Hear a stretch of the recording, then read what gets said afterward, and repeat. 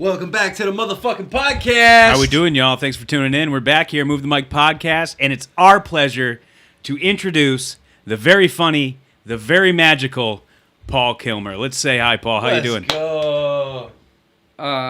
Hey guys, it's me, Paul. I don't know how I'm doing. Yeah.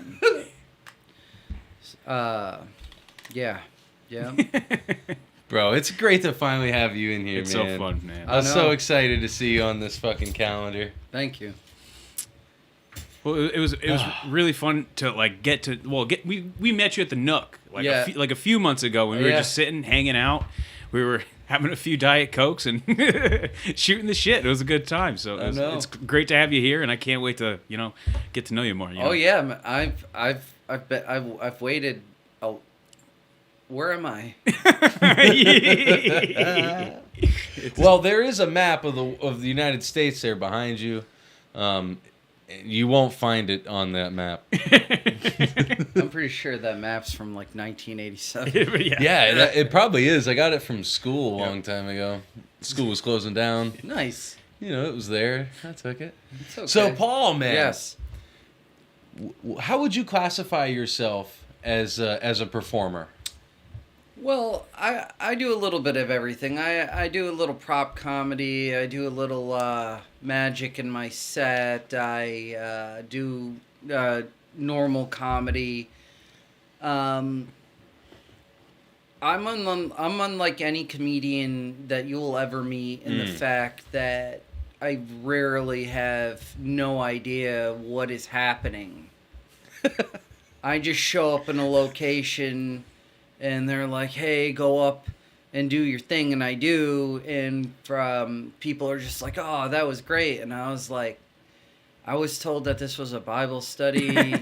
I don't necessarily know I'm on a show most of the time. But yeah, I've kind of developed this character that I play, sort of Very nice. Just, which is me with myself. I'm very aloof and very unorganized. Aloof. I'm very autistic, and a lot of times what ends up happening is people necessarily don't understand my set, but for some reason they can relate with it, which tells me that there are a lot of undiagnosed individuals autistics out there. Yeah. Because no one should like my comedy. For those who haven't seen you, what's without giving us a bit, but what's an example of something you would do with maybe props or? I like to take something that is unusual, like an octopus in a jar, or a piece of taxidermy, or maybe a Revolutionary era cavalry sword, and bring it on stage. And it really comes from my improv background, because I know comedians don't like to talk about improv, even though everybody likes to go watch it. Yeah, I love improv. It's not my fault. And 90% of this podcast. Yeah. Exactly. So basically, I developed this character, which is basically an amplified version of who I am. It's awesome, man. As a person, and I try to essentially play a game of show and tell with the audience, where I keep bringing out increasingly and more impossible objects, like a giant suppository,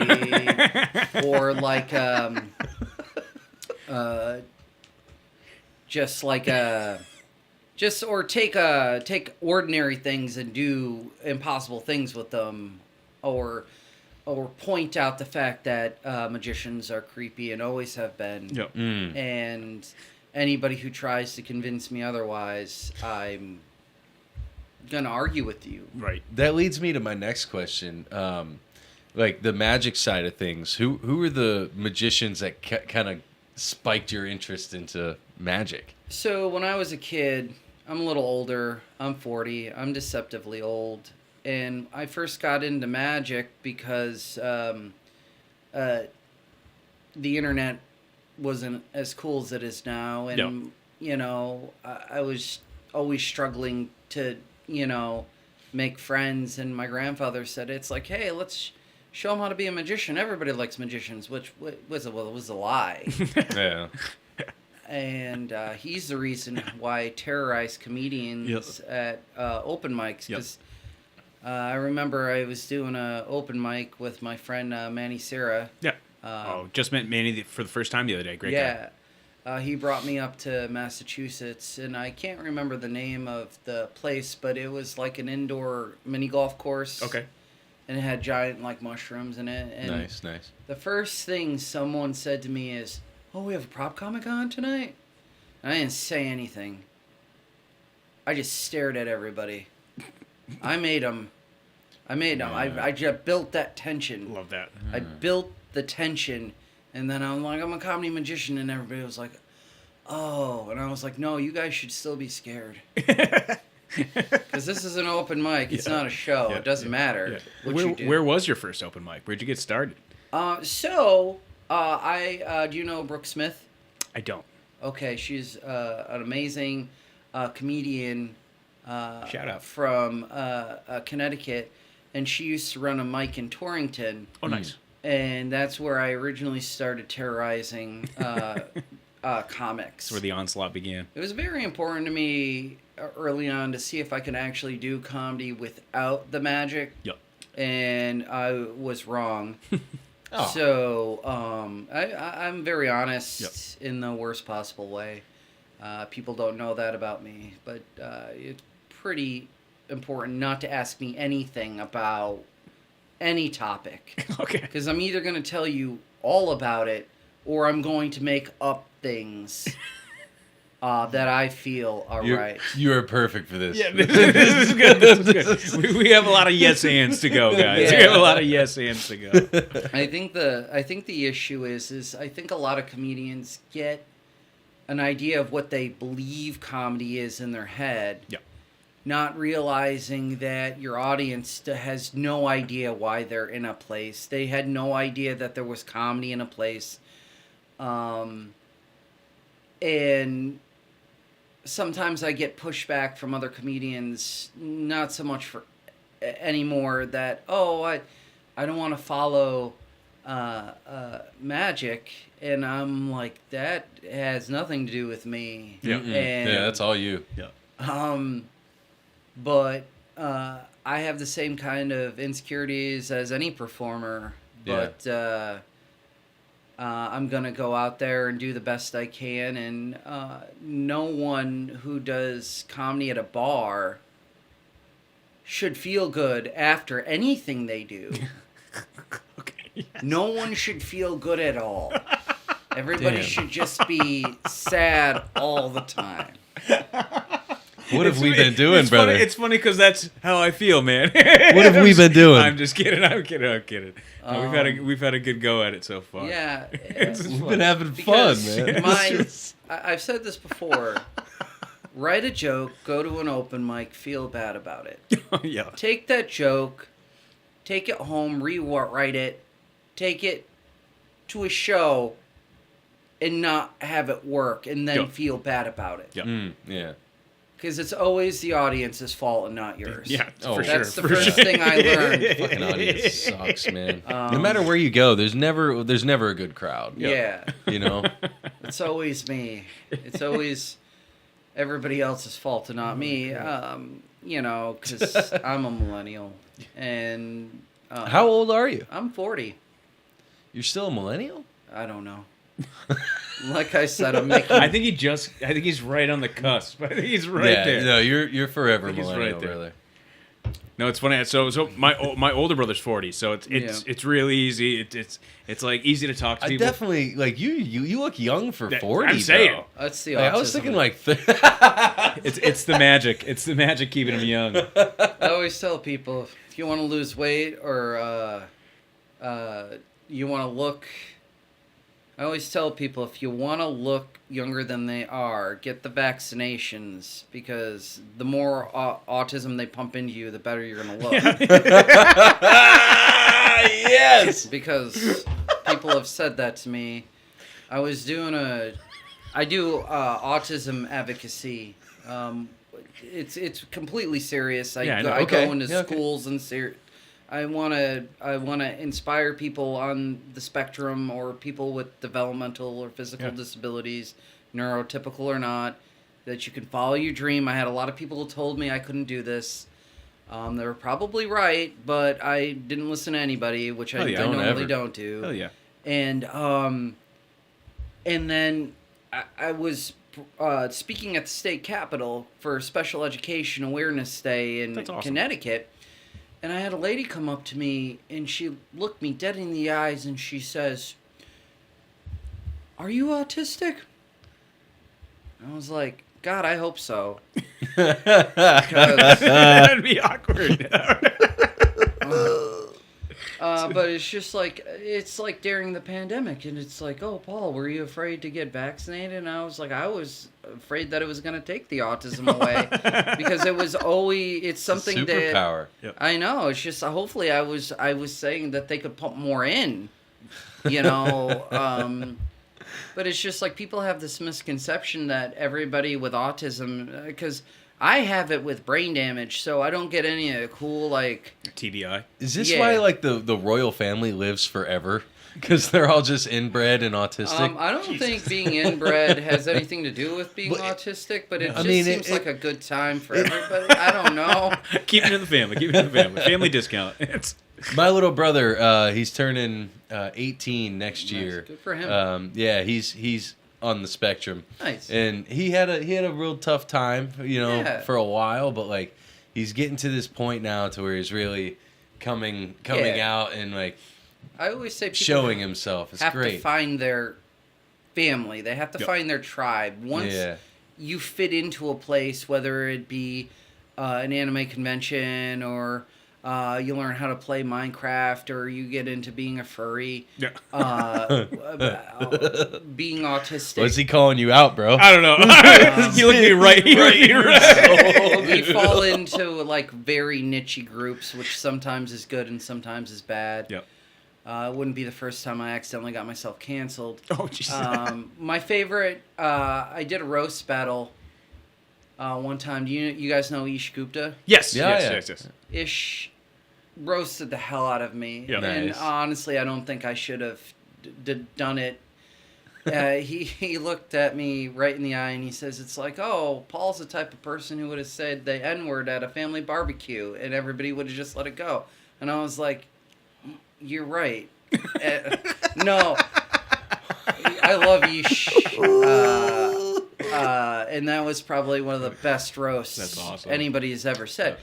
I don't understand roasts myself because I either am going right for the throat or I'm just too nice. Yeah. And the type of comedy I do doesn't lend itself to being mean to people. Yep. True.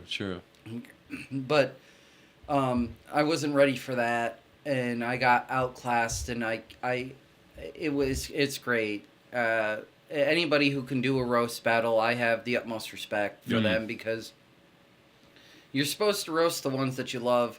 So when you're up there roasting somebody that you don't know, you're pretty much looking at them and breaking them down physically. Yeah. Oh, you're short, you're fat, and other terrible things. That stereotypical stuff. It's just like there is an art to roasting, but there is. And you got to tap into something a little dark there. For sure. Eric goes there too. Yeah, I go there too often. Too often. What do you call it? Your I call it my villain era. It's usually after I, like you said, bomb an open mic can't happen, but it's usually after I do bad at an open mic. That next one that I do, anyone can get it. You just take it out. Anyone can get it, and it's just... no, he's talking about other comedians. Oh, not people in the crowd. Yeah. He's too scared to talk to the crowd still. It's okay. Don't worry, because they're more confused than you are. Yeah, I don't do that yet. Especially when he's up there. We came out for drinks, and somebody wanted us to go into a room and watch comedy, so we did, and this guy yelled at us. Yep. You know? No, I don't do that. You should. But anyway, I don't know. But so is there like a particular show, open mic, anything like that like really pushed you to be like, I can do this forever type deal? Like what hit you to be like, I am Paul Kilmer? Well, I honestly believe that every entertainer has a formula, and once that entertainer finds that formula, that's when they start to feel comfortable in their own skin. For sure. But the crazy thing about that is that I've been doing shows since I was 14. Parents all over New England have been trusting me to go into their kid's house, their house, and perform, and then I get paid. So I've been literally doing paid entertainment since I was a teenager. It's so weird because mom or dad would call me up and be like, "Oh, are you Paul the Magician?" And I'm like, "Yeah." And well, how much do you cost? And I would tell them my thing, and I would get there, and they were like, "Why are you like 19?" And I was like, "You called me." Yep.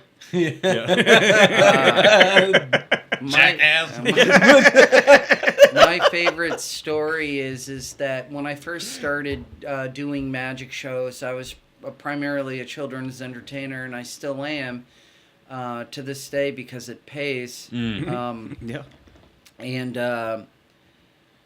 I got these really terrible flyers of myself with me in like a top hat and just really bad like early 2000s graphics with me, and there's like a fake dove that was clipped art on, and I got thousands of these printed. Nice. And I would paste them all in grocery stores because that was the advice that I was given. And a couple weeks go by, I had like 30 moms and dads call me. Yeah.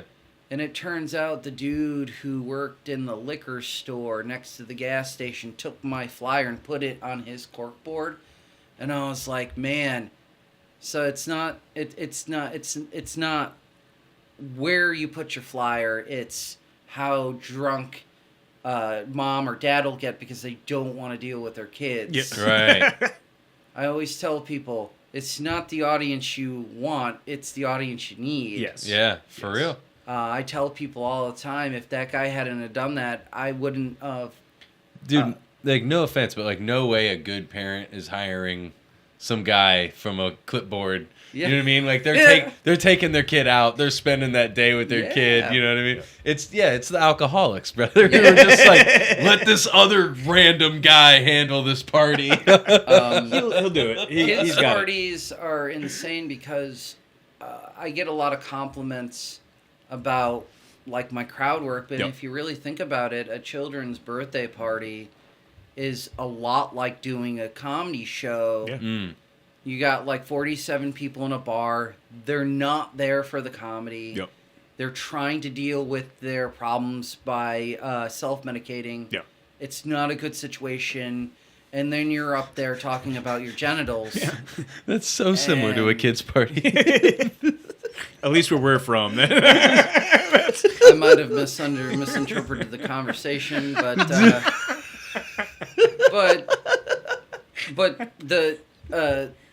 a room full of drunk people in a room full of like 5-year-olds, it's really the same energy. Yeah, for sure. Yeah, not 100%. The genital part, but I'm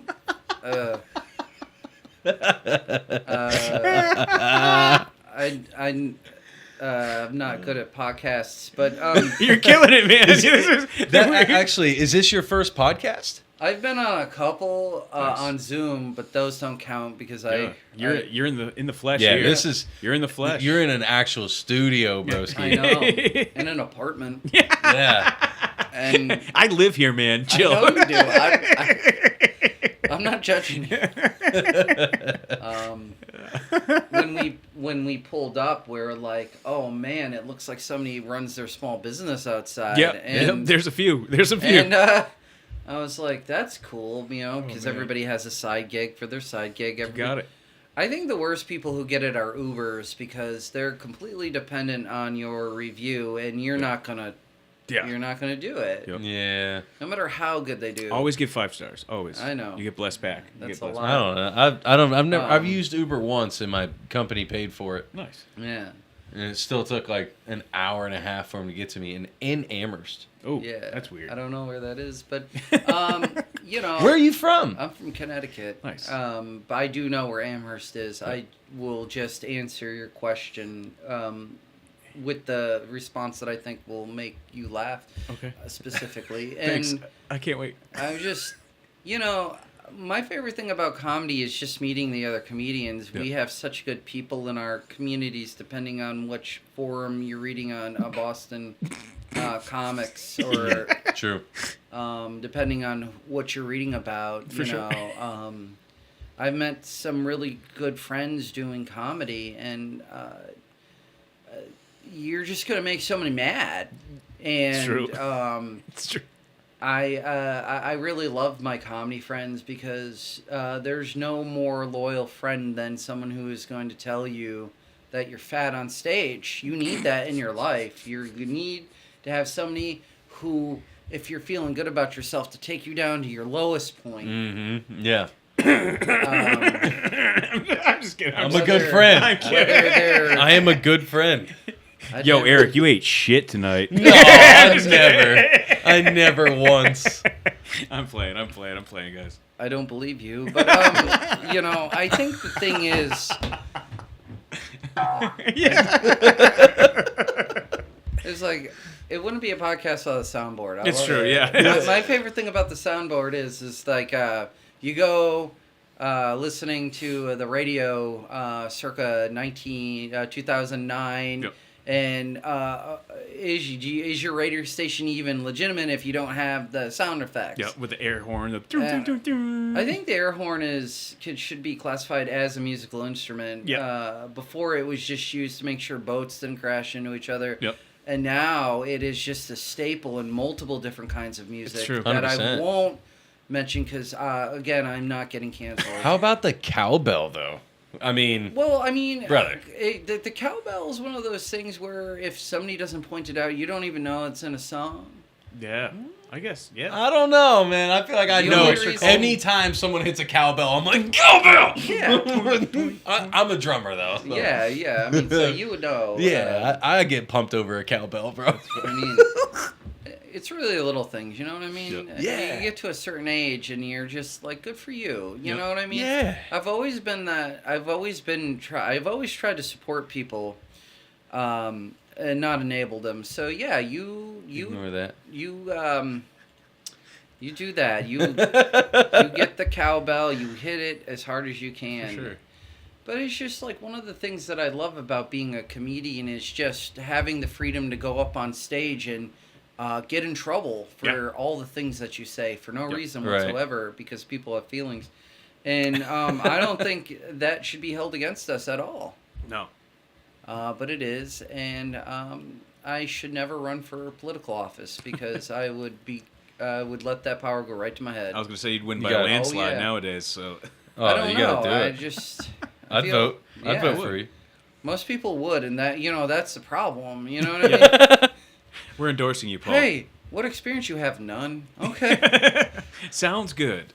That's funny. You're over 35. That's all you need. It's true. I know. It's just like American I can born say over 35. something problematic on X, and it's still called X, right? Yeah. They haven't changed it again. Yep. My favorite thing about billionaires is Elon Musk is really trying hard to be Batman right now. Yeah, he is. Yeah, but he's the best at it. I kind of love it. But my favorite billionaire is Jeff Bezos because he could have shaped his rocket ship in any shape that he wanted. Anything. He could have done anything. And I could see him just sitting over like some poor designer at Amazon. And he was like, make it a dick. Make it a giant... The Dr. Evil. The Dr. Evil, yeah. And make it pink. Yeah. And then, because what are the other billionaires going to do? Yeah. I mean, I was voted most likely to die in a submarine next to the Titanic, but that's not a bit. That's not a bit at all. Jinkies, yeah, I know, but I mean, it was weird. But thank God, I'm not even in a tax bracket, so you know. That's funny. Oh man. It is that's both beautiful. a curse and a blessing. Yeah.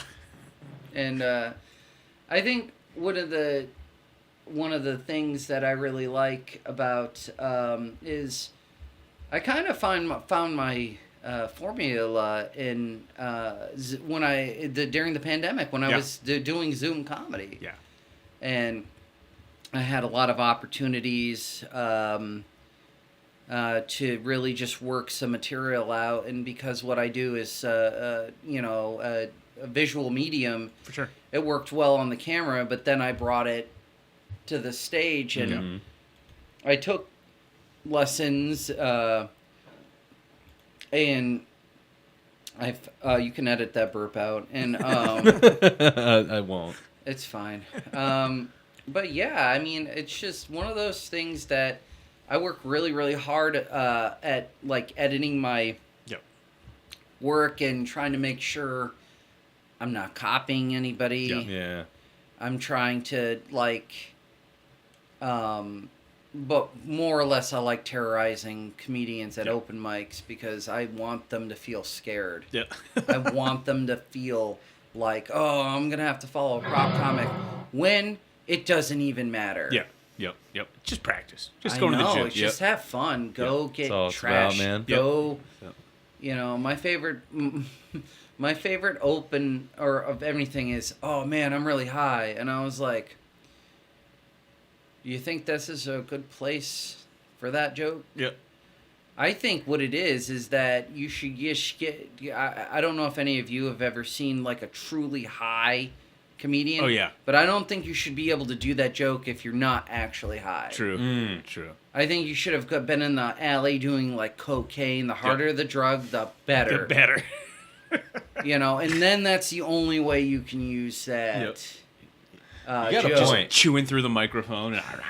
I've seen people have absolutely banger sets. Yep.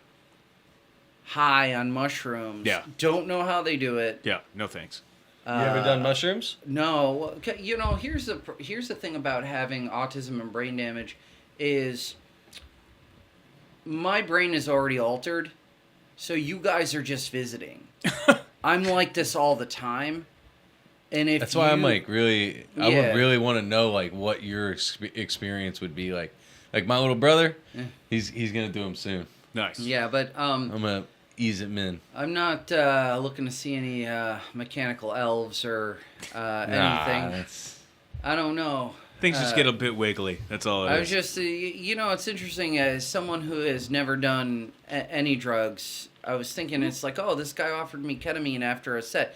It's just diving off the, oh, did you hear about Paul? He ate someone. That's how or it's just like he became normal. Imagine if I did a tab of acid and I feel like the DARE program was at your school twice a year. Yeah, and it's just interesting because when I was growing up, both my parents, they were addicts, so it was impressed on me not to do that. And yeah. I was always straight edge, but mainly because I didn't have any friends. I didn't find my tribe until after college, so it's just I was never put in a position where it's like, hey, here's some cocaine. And I was like, where are these middle schoolers getting designer drugs?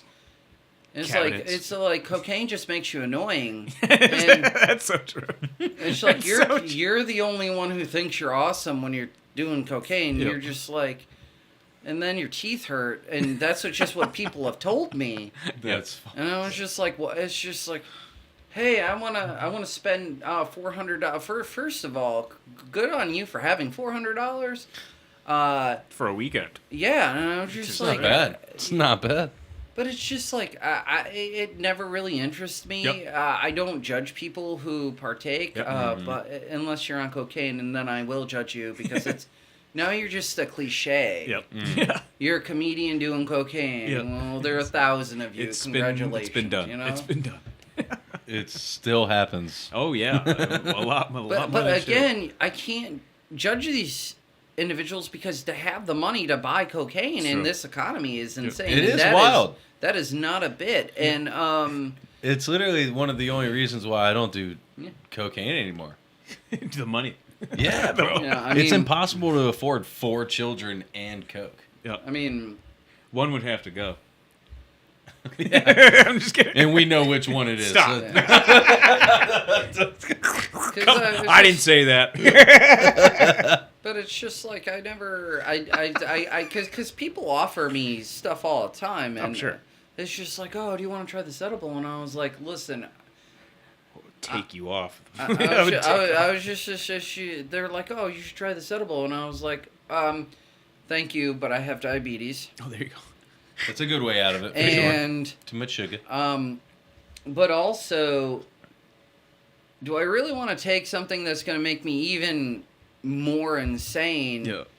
I feel right now I'm just kind of like at the cusp. Like, so you got, like, my favorite thing. It's like, oh, hey, what happened to Paul? It's like, oh, he just, he woke up naked in a river somewhere. Now he baptizes people. You're like the first act of American Psycho. Just staying right there. Not quite halfway through the movie. I just tell people I'm crazy, and it's all been a terrible joke. Yeah. But no, it's just like, my favorite thing is one of the worst things you can tell somebody with a disability is, oh, you don't look like you have anything wrong. And I understand it comes out of like it comes out of a place, but you just dismissed my whole life. Yeah. And it's based very, upon the very cover of the book. It's like, it's very hard for me. It's like, oh, my son has autism, and you don't act like. There's like, we're all like. It's a spectrum. We're all snowflakes. We're all like, we're all little puzzle pieces, which is probably not a good example for an autistic person, because just because we can memorize a bunch of stuff doesn't mean we. My brother's superpower is he can, like, you give him grid paper, and he can map out like the entire diagram of a building. Yeah. Like, I'm talking plumbing structure, electrical, like elevators, stairwells. He can, like, when he gets old enough, I'm telling you, he gets into architecture. Yeah. It's wild. I do stand-up comedy, and people are just like, are those bits, or what are you doing? And I was like, it's very hard for me to tell people that it's just a stream of consciousness. Yeah. I have improv entire sets. That's awesome. What you see written down is mostly the magic, and then I basically improv what I say in between. What I do is I come up with a bit, write a joke, and then see how many magic stuff that I can go find at the Goodwill. Yep. I don't necessarily I'm not Carrot Top in the way where I will go and build a prop. I will see if I can, like this little alien here. I was just like, oh, he looks fun. Let me, it's like, this looks like my Uncle Pete. Or he does. And it's fun. It's I think where I shine is my ability to take something that isn't funny and make it funny. Nice. That's cool. That's awesome. It's definitely a gift, man. I try to write as clean as possible. Yeah. Yeah. And then read the room. If I could be a little bit more blue, I go there. But I think it's weird because I don't swear, and I'm not dirty in my normal life. So I figured if I'm dirty in the fact that it's coming through the lens of somebody who isn't dirty. Yeah. Mm-hmm. So I use a lot of entendre, and I use a lot of, I'm like, oh, he's everybody's special best friend. And I'm like, you bet your sweet ass I am. Oh, I'll help you move, but there better be pizza. You better be buying me pizza. One whole large cheese pizza for me. Nobody else matters. But it's just like it's like there better not be any vegetables on it too, because I don't believe in those. That's a smack in the face. How long have you been doing comedy? Like going up on stage? 6 years. 6 or 7 years. Awesome. And like I said, Brooke and Brian Barganier and all those people really helped me. I have a lot of ideas, some not so good. I always like to, one of the things about having autism is I monologue instead of having a conversation. Yep. So comedians always think that I'm running bits on them, but I'm literally just asking where the bathroom is. I need to know where the bathroom is. The bathroom is my safe space. Yep. I do whatever comedian does before they get up on the show. Just hope to God I have a good show. Yep. Hope to God the producer turn the TVs off. Yep.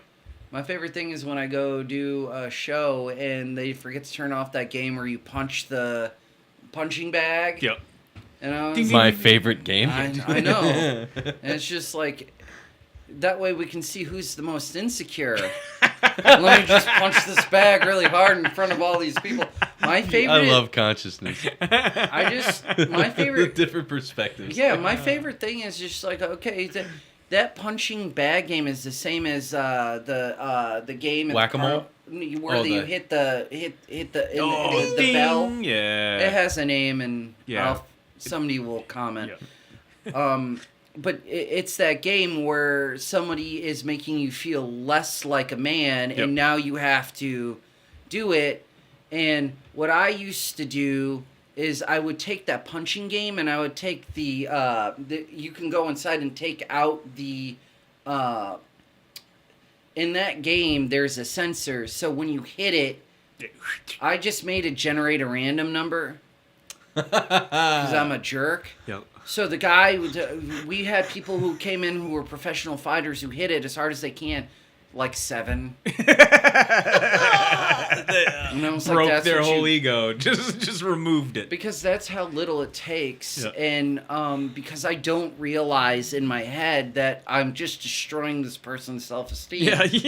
It took me a very long time to look at someone and be like, okay, we don't need to go down this road. For instance, I do a lot of paranormal events. I do sleight of hand. I'm in everywhere. And the last event I was a psychic fair. Because I'm not sure they knew that I was a magician. They just clumped me together with the psychics. Huh. And there was a guy there, very nice guy. I did forget his name because I've forgotten your names. And basically what ends up happening is he brought these haunted dolls. Yeah. He had these haunted artifacts, and he was a nice guy. But when he would leave, I would move the doll's head. And then he would come back, and he would hop on, and he would stream, and it's like, oh my God, I left Sam here for like 20 minutes and his head moved, and I was just in the back like, man, I'm a jerk. Why am I like this? This guy legitimately believes that these things are haunted, but also I was also afraid I was going to get cursed because as much of as a cynic as I am, and I was like, watch me get cursed. Yeah. And karma is still a real thing. Yeah, but I was doing that to that guy all night. I was switching their positions around. It's so fun, dude. That's very crazy. But it's just like I have rigged so many games not to cheat people. I don't care about the money. I just want to inconvenience people. I've rigged entire games just to inconvenience my friends. That's awesome. Do you notice there's a reoccurring theme here? People with autism are really good engineers. Yeah, engineering just like you could just walk into an arcade place and fuck with everyone's weekend. Yeah. Well, they gave me keys and stuff because we all know doing a comedy show, the producer is so busy that I just tell people wrong information when I go to a place. That's awesome. Because you don't want to look like you don't know. Yep. So I always try to find the bathrooms because for some reason people just think I work in an establishment, and I think it's because I dress up for a show. Right? Yeah. I like it's to the wear... style shirt. I wore one last night. Yeah. He waited until we got to the venue for him to go, what'd you say? I said you look like the head like floor waiter at like an Olive Garden. Yeah. It's the shirt. It's just it was the same style except that mine was short. Because I always consider myself when I'm up on stage I'm playing a character, and I'm not. It's just who I am. So go on. I didn't mean to cut you off. Well, like you could walk around at MGM and be like, no, you're actually done gambling for today. Yeah. Which they don't appreciate. Definitely pull off the dealer That's look. what I'm saying. Yeah, That's what I'm but saying. it's just like I think I'm just big enough to just be... like, was this your card and it's 21? I know. No, sit out in the parking lot and wait for people to come out and be like, mind you, if you lost, it's like... It's sovereign land. I'm not looking to get beat up. It's sovereign. Not the parking lot, bro. It's a free parking lot. I guess so. That belongs to Springfield. I don't know. Which is equally as dangerous. I think, I think I'm just weird enough where people just leave me alone. I have an ear of, it's just like when you get to know me, it's like, oh, Paul, I've always had this like weird dark undertone in my comedy. But I always like to explore different aspects of what being a comedian is, whether you're doing improv and or you're doing comedy. I'm just happy to be on a show. Nice. I am in everyone's DMs all the time. Hell yeah. I'm grinding. I don't believe in the fact that it's like, oh, you have to be asked to be on a comedy show. And I was like, no, I'm going to number one, I want to know how you doing. But number two, I also want to be on a comedy show. Yeah, for sure. And if I'm not, I'll just do my own thing. Awesome. That's my advice to anybody who's starting comedy. Just get a Instagram or a YouTube. Yep. And just build your own following and just do your own stuff, but also haunt producers all the time. 4 o'clock in the morning. No time zones. Nice. I'm never going to get booked again. No, I'm just kidding. But I try to be as nice as I can to people without... I try not to be a jerk to people, especially when people are coming into comedy. But also, I feel like I'm too nice in the fact that I have no idea what I'm supposed to do, and I just make everything up. Yep. There's nothing that goes behind here. There's nothing that goes beyond in this head. I just come up with a series of premises, and for some reason, I can make people laugh. That's awesome. And I wish I could show people how to do my style comedy, but it wouldn't work for them because it doesn't work for me. And I don't know. What's your like favorite, like, think back to all your shows not just comedy, but since you started 18 years old, what's been like that reaction that you've gotten? Like, describe to me the biggest reaction, your favorite from whatever, whether it be kids, adults. So it's the energy I get from my audience. So I get up on stage and I pretend that the lights are blinding me and I can't get the mic out of the microphone. That all stemmed from the fact that every time I get on stage, I'm blinded, and I can't get the mic out of the microphone, and people just assume it's part of my act, and it's not. Yep. And then I always have... Comedians are afraid of being quiet. Yeah. But it's how you build tension. Yes. And I find that because I have a cold, dead stare, I can make everybody in the front row asshole pucker just a little bit. And then I say squeeze. Something. And you found this out at the adult shows, right? Yes. Okay. No, see, we're not going there because anytime anybody except Ish Gupta, anybody who has ever tried to roast me always brings up the fact that I'm a children's magician. Yep. I was like... No, I think that's great. Well, no. It's just the fact that it's just like when people roast me, oh, you're a pedophile. And I was like, listen, that's lazy and hurtful. Yes. And that's why I don't do roast battles, because I know that's the first thing people are going to do. Yeah. And I was like, no, come up with something that's more original. Yep. Right. I'm way creepier than most people give me credit for. Yep. I'm 150 pounds overweight, diabetic. I got winded going up your stairs. I'm sorry. Why are you apologizing? Did Injun Joe give you a hand? Who's that? Yeah, it's our haunted statue out there. Okay, cool, I didn't want to point him out. Bro, that's fine. I don't...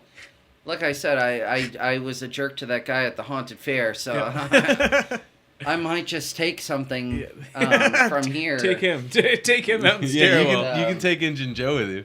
I don't know. Joe. I think can we even say that in 2024? I don't know. Yeah. I mean, why Is not? The name Joe offensive. I see what you did there. Love I this made guy. you the Love this racist, and Yeah. but I think I think that what ends up happening is that there's this sort of dichotomy where I'm playing a character who shouldn't be doing magic shows, and I shouldn't be doing comedy. Mm-hmm. And I'm just, I for some reason I'm relatable. And I think it's just because I'm trying really hard. And if you actually watch my show, the first thing I do is a bit that I created a long time ago. It's called Red Flags. Okay. And I come out and I pull a Ziploc bag, and it has a knife and rope and handcuffs, and I said to myself, if a cop pulled me over on the side of the road, right, and he looked through my stage, there's an octopus with a jar, there's a knife, multiple knives, lots of knives, there is a bag of rope, but because I'm a magician and magicians use handcuffs and stuff, people let it go. Yep. And I always thought that was funny because it's creepy as hell. Yeah. And that's the type of stuff that makes me laugh. I like flipping stuff on the head. It's just like when I'm interacting with magicians or comedians, or God bless you if you can get paid for doing any performance art. Amen to that. And I like Joey Buddha. He's been so Maverick Prasad. Maverick Prasad. I have a hard time with P's. I'm sorry. I was just on a show last night. How'd it go? It's a very awesome show. That's awesome. Yeah. A lot of people. It was a full bar. Wicked cool. I had a good time. Fantastic producer. Yep. They're very supportive of my work. Obviously, you can't be booked all the time. I get that. I just legitimately like to chat with people over a messenger. And after trying to produce my own variety show, you have like 1,000 people in your local comedy scene trying to get stage time, and I just try not to be annoying, but always am annoying. I understand that part of myself, but these guys are awesome. I was just gonna say, shout out Mav, friend of the pod. For sure. He'll be on soon. And I'm just gonna call you Maverick because I will not be able to say your last name because I have trouble with P's. Joey Buddha, he's awesome. I love him, and Manny, Sarah, Brian, Barganeer. I just did Matt Heath's show. Nice. Busting Out for Cancer. That was awesome. I think we raised $500 or $600 for children. That's great, dude. I love doing fundraisers. I like taking my weird, creepy style and performing for people. I do maybe about, I want to say 200 to 300 kid shows a year. So moms and dads are still having me come into their kid's house. I still perform. I still busk on the street. I'm literally performing all the time. Wait, what are you busting on the street? Busking. I'm not good with bees.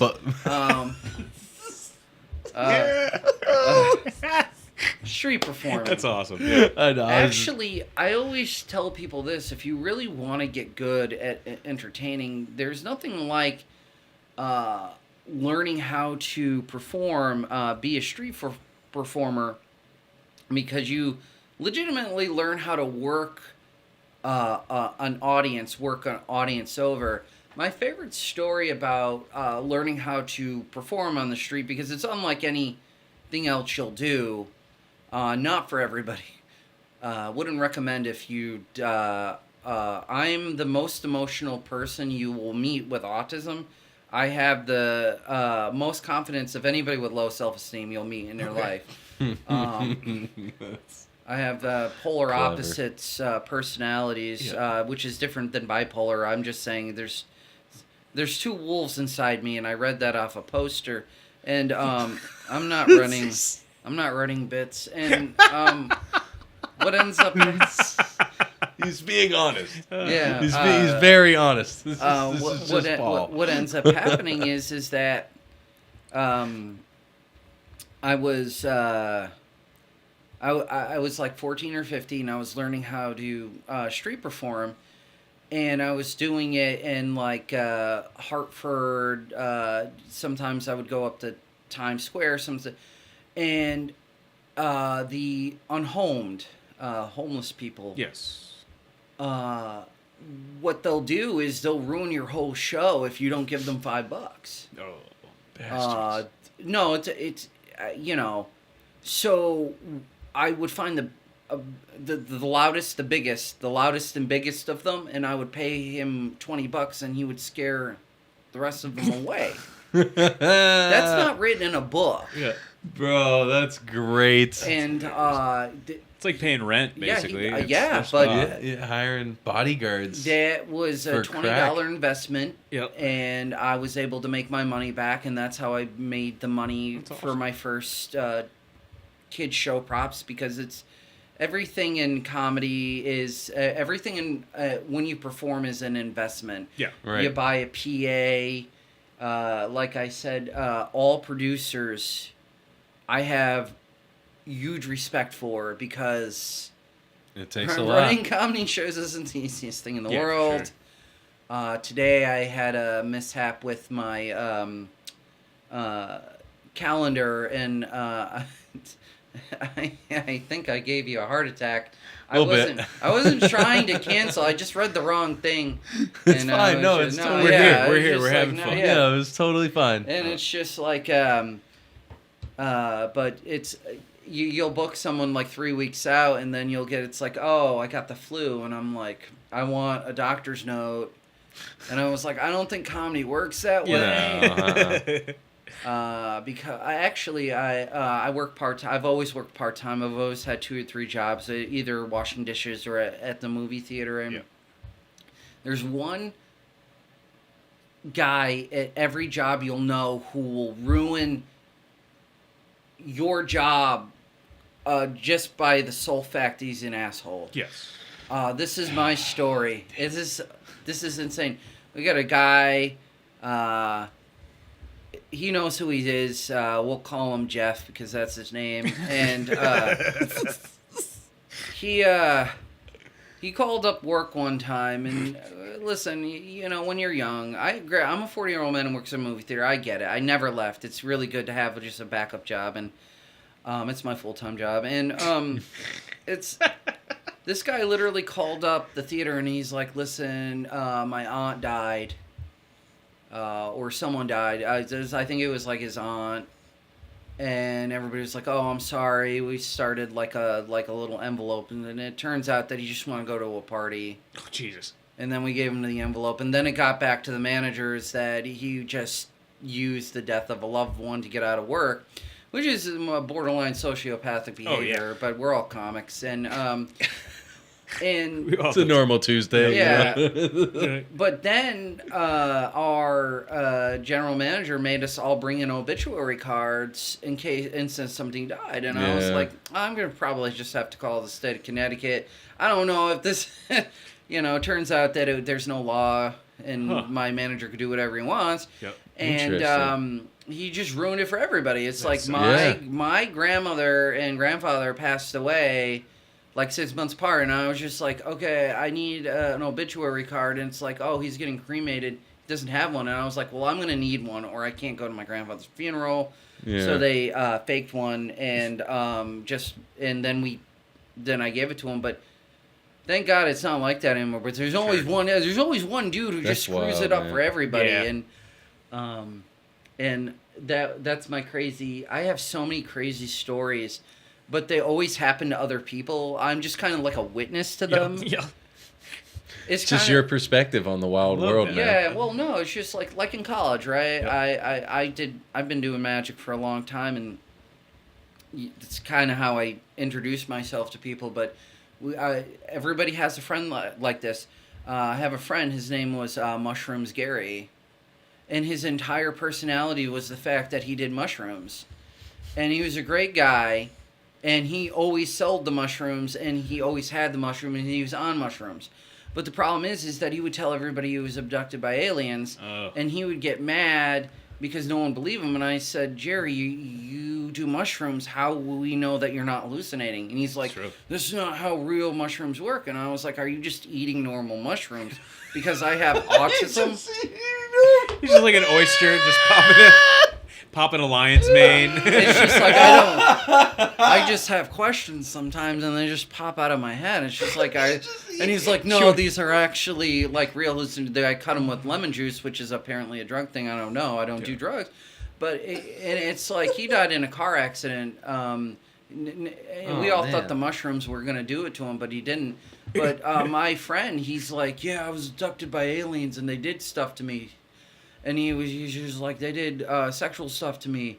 And I said, it's like, I want to hear the alien side of the story because I think that you're just confused sexually, and that's okay. Isn't that the case? It's like, I got abducted.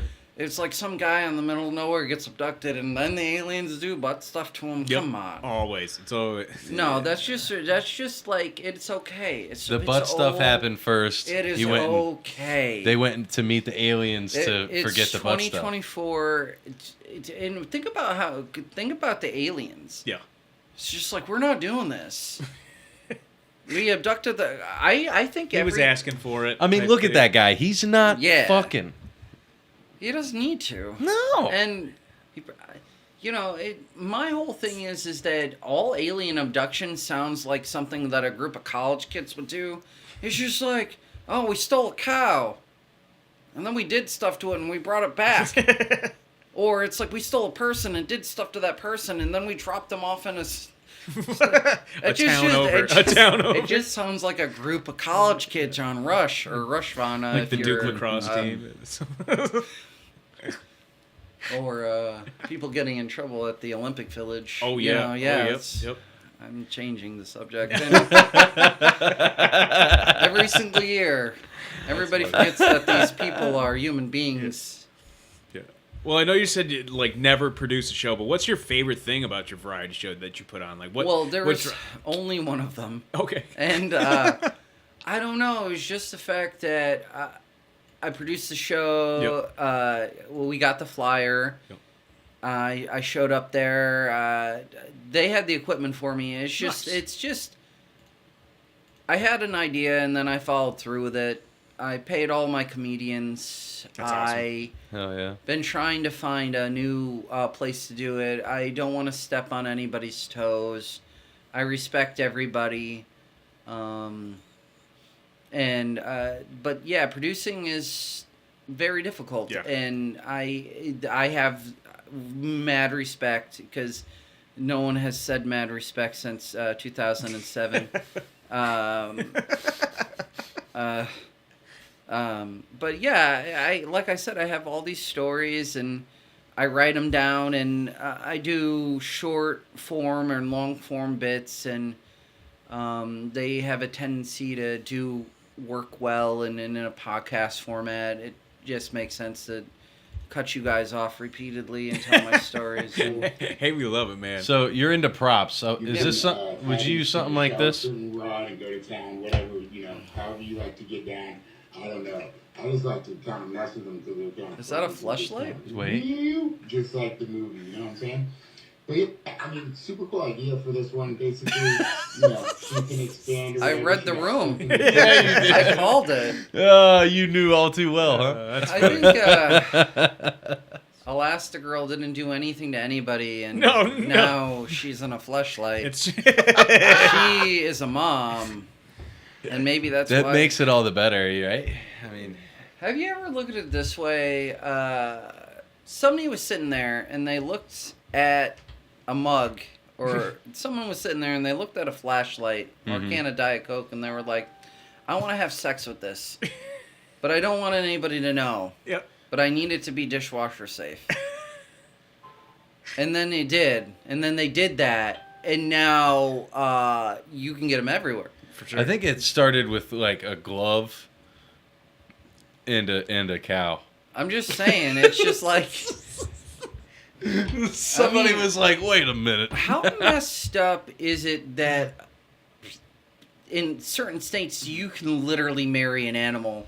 Yeah. Is that possible anymore? Yeah, it sounds plausible. It sounds plausible. I'm looking this up. Only in America.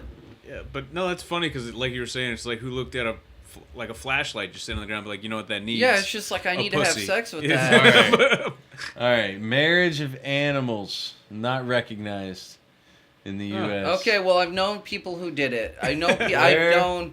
Can you marry an animal? Did you see where can I marry my cousin? It was the first thing that popped up. That's hilarious. All right, is there anywhere? No. There's no law that permits marrying an animal.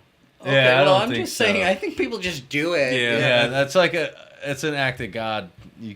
Or an act of not God. Yeah, what? I don't think God's up in heaven being like, Steve, you deserve this. Here's a goat. The goat's the victim. Yeah, right. The goat didn't. Wait, isn't the Abrahams that say like when when you die you go to heaven you get 40 sheep and 30 women or something? Isn't it something like that? You get a herd of sheep and a bunch of women. Oh, maybe, I don't know. Could be. I think that's a thing. I don't know. Listen, I don't know. I'm over religion, man. I read that in the Talmud it says that if you're a Jewish man, you can have sex with a child under the age of 9 as long as they are a goy. And that's wild. That's absolutely wild. I don't know what that means, but I will say this.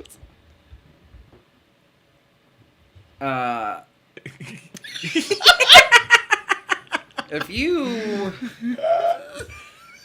are on a podcast that has just gone sideways, just make something up because you're uncomfortable. Okay. But no, I think the problem is that it's like there's a difference between personal belief and empirical fact. Yeah. Yeah. There's a difference between what you believe and what actually is.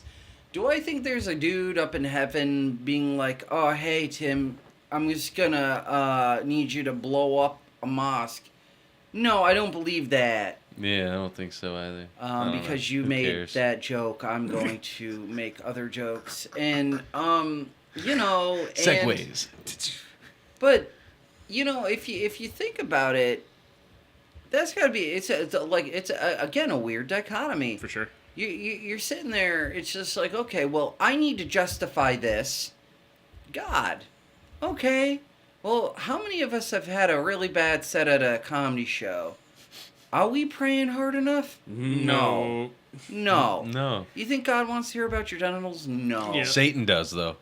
Oh, don't blame Satan for your problems. I'm not blaming it, no. I'm just saying, like, have a bad night. Here's the thing about He's Satan. There for he you. doesn't have time for your problems. He's got other things to He's got a lot of things to do. He's probably busier than the man upstairs. He's producing a new season of Love on the Spectrum. And, yes! And, that show is kind of weird to me in the fact that you're not necessarily aware of the fact that you have autism until somebody tells you. Yep.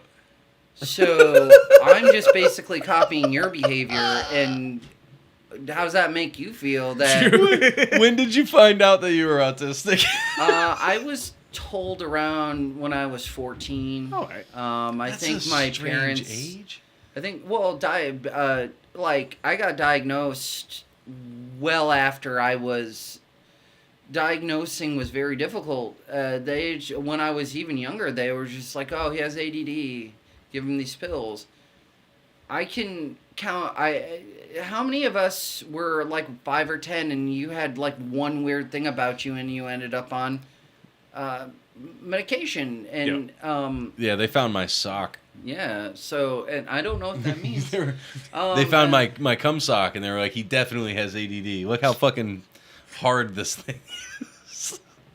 Andy's insane. He keeps using the same one, expecting it to soak it up. It's just dripping right off onto the carpet now. Wouldn't it just be really stiff? But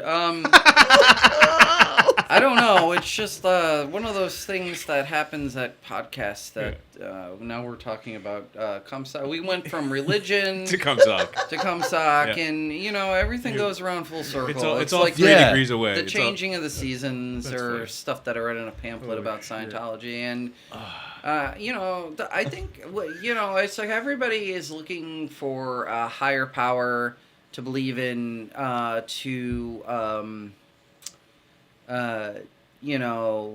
justify their terrible behavior. Mm-hmm. And they're like, oh, I'll be forgiven. And I'm like, that's the law of diminishing returns, if there is a hell, what does it look like? Yeah.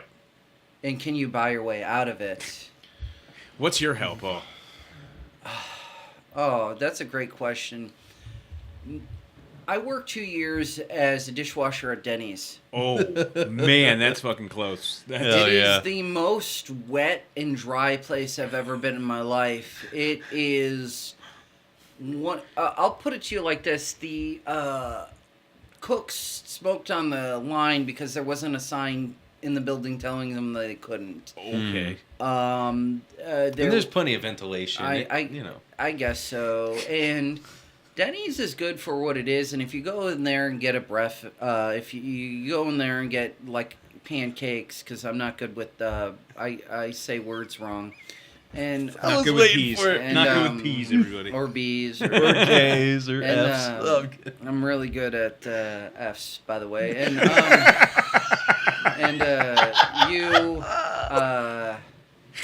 you get if you get your eggs and your bacon. That's great. Yeah. They can do it. I don't know what sociopath decides that they want the steak or like it's just like they, the patty melts are good and stuff like that. But it's just like come on, it's like 4:00 in the morning and the only one eating at Denny's are comedian truck drivers and people who are having problems in their relationship. Yep.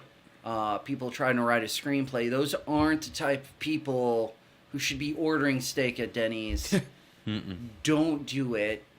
Number one, I'm pretty sure that's not even steak. No. It's probably, it's probably those cats in Springfield. There you go. And can we thank former President Trump for giving every open mic comedian some material? Of gold. He doesn't do it as much as George Bush. Oh man, that was. But I woke up, had no idea it happened, and I look at that and I was like, nice. Thanks. He made everybody's job a lot easier. Thanks. 3 hours on Joe Rogan's pod. Yeah, and I said so much material there. I said to myself, it's just like. I'm not a political person, but I think someone just should have just thanked him on behalf of all the comedians. Yeah, Andrew Schultz did. Yeah, and I don't know. He had him on his flagrant podcast. Yeah, he came on there and did a thing. One of the things that you never, I was just like, has this ever? When I first started voting, I was told by my aunt, who I was raised by my aunt, she was like, hey, don't ask people who they vote for because it's none of your business and keep it pop. And now everybody wants to know who you vote for, and I was like, no, because I got yelled at for it, and I don't care about your opinions. Yeah. And a lot of people, it's like, the reason I don't do political material unless I feel like it's going to do well, I just piss people off in the audience because it's New England. Yeah. Mm-hmm. But I think Florida gets a bad rap. I think it's easy. I think it's cheap. I feel like I should be the only one who could make jokes around Florida. And I feel like that's what every comedian feels like. Yep. That they create a joke, it's theirs, and nobody else can do it. But when you put it into the world, it's going to end up in some open mic comedian's set. For sure. And there's nothing you can do about it. Yeah, that's a scary thing. You'll get a DM, though. You're like, this person... Thanks for the tag. Yeah. And I was like, great, have fun doing prop comedy. dick. No one. I'm just kidding. No one's ever. I don't even think people can copy my, because it's just mostly riffs. What's your Mount Rushmore of magicians? I like David Copperfield because he was my intro. I like David Blaine. I like Doug Henning. See, a lot of in magic, you have the magicians who create the material that you don't hear of. And then you have the it's kind of, you know who, when I say the name Tony Hinchcliffe or or George Carlin, or those are established comedians that you will be compared against to unfairly. And I don't think that's fair, but as a magician, you only know about the people you see on TV. There's for every magician that has ever existed in the entire world, they will have at least created 3 tricks since the beginning of time when people were doing magic since the cavemen. That's a lot of magic. Yeah. And I said to myself, I don't want to be that guy. Yeah. I don't want to produce anything. And then I create all my own stuff. Yeah. And I think that's where magicians and comedians, we flow together in that area, because here's the problem. No one cares more about your magic or your comedy than you. Yeah. Yeah, of course. And your audience doesn't even know there was comedy there. Yeah. And now you're mad at them. Who's the victim? Yeah. They are. And because, again, it's their fault. Yeah. Mm-hmm. And I don't even know what I'm talking about at this point. This room is overstimulating. Yeah, sorry about that. I got like hentai Harley Quinn over here, and this room makes no sense, but I love it. But it's just like, it makes no sense. It doesn't, and I like it's like I feel like we're gonna learn a little bit about social studies. Over here, it looks like a Sears portrait studio. Over here, it looks like a 14-year-old anime lover's bedroom. Bedroom.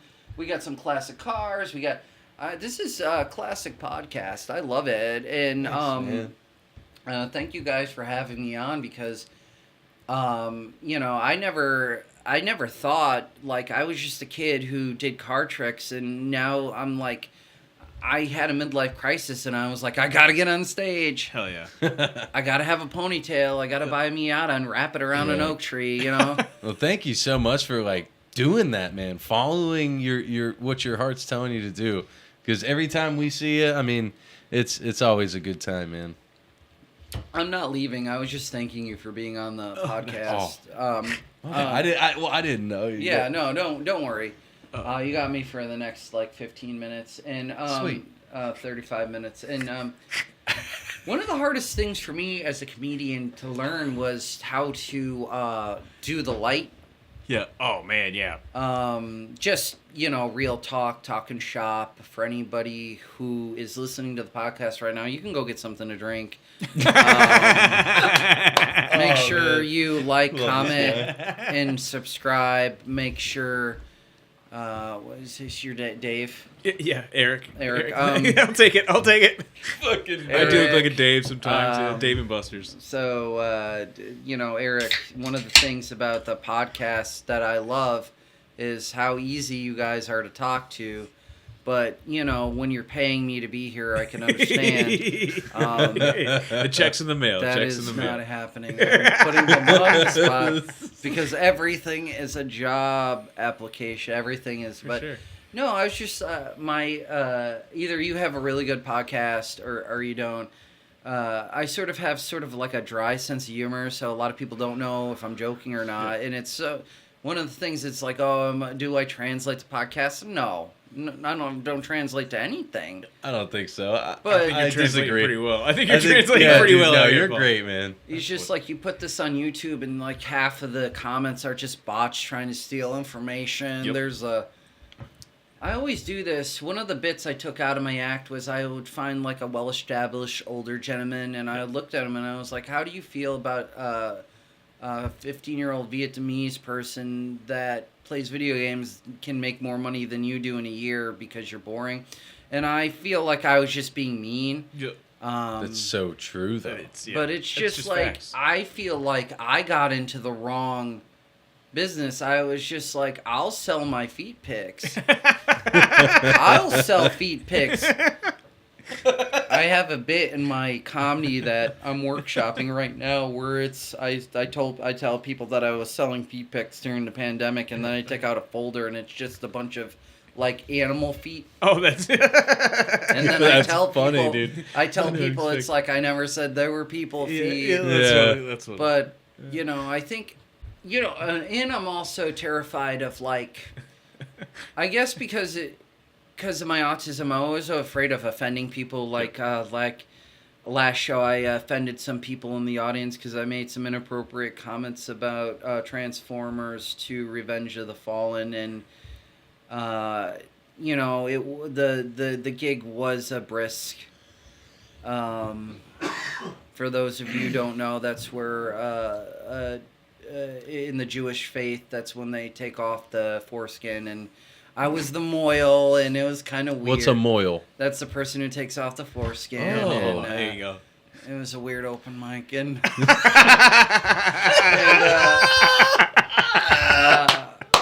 it was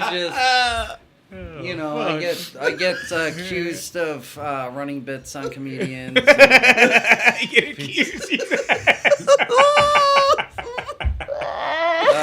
People don't understand that I just want to be treated normally in Just this like, space. And like a regular goy.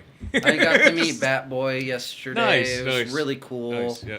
He was a Friend of the pod. Friend of the pod. Oh, yeah. His And then, episode just came out. Addie. Yep. She'll be on real soon. She's next. I liked her. Yeah, right after she you. was Britney Spears, and I thought my Ghostbusters costume was awesome, and her outfit was just awesome. Britney Spears, and Did she go blonde? no, but Oh, I she was gonna wore say. the red vinyl Yep. Britney Spears, and I Wow. was like, getting into it must be very difficult just because it's just a piece of vinyl, and I'm like, that's commitment. And I always have mad respect for women during Halloween just because of the fact that clothes aren't made for women. Clothes aren't made. It's just very difficult for. I just think people have no concept of anybody's body type, Yep. and it's just like women at one point in history weren't allowed to wear pants, but they had pockets. Yep. And now they have pants and they don't have pockets. Yep. There's no equality. It doesn't make sense. Just buy normal stuff. Yeah. Hey, I agree with that. And I feel like that joke will get me canceled because people don't understand that I'm an ally. Yep. And I am. You just want to see girls in cargo shorts. We get it. No, I just want to see people comfortable. True. We were talking about Bishop's Lounge earlier in the thing, and you told me not to tell everybody about what happened, and I'm not. And so the thing about I love about comedy clubs is how small the bathrooms actually are. Yeah. The last time I was in New York, I was performing at a private event. Nice. And took the train home because autism. And Why is that and funny? then you know why it's I funny. just want to spit my water out. Everything in here is pretty expensive, and I don't know, it just looks it's very professional in here. I know you guys can't see it, but I just wanted to pull up a little bit of Paul's Instagram here with his amazing Ghostbusters outfit. Look at kills, that. man. That's I know wild. that's a real catheter, and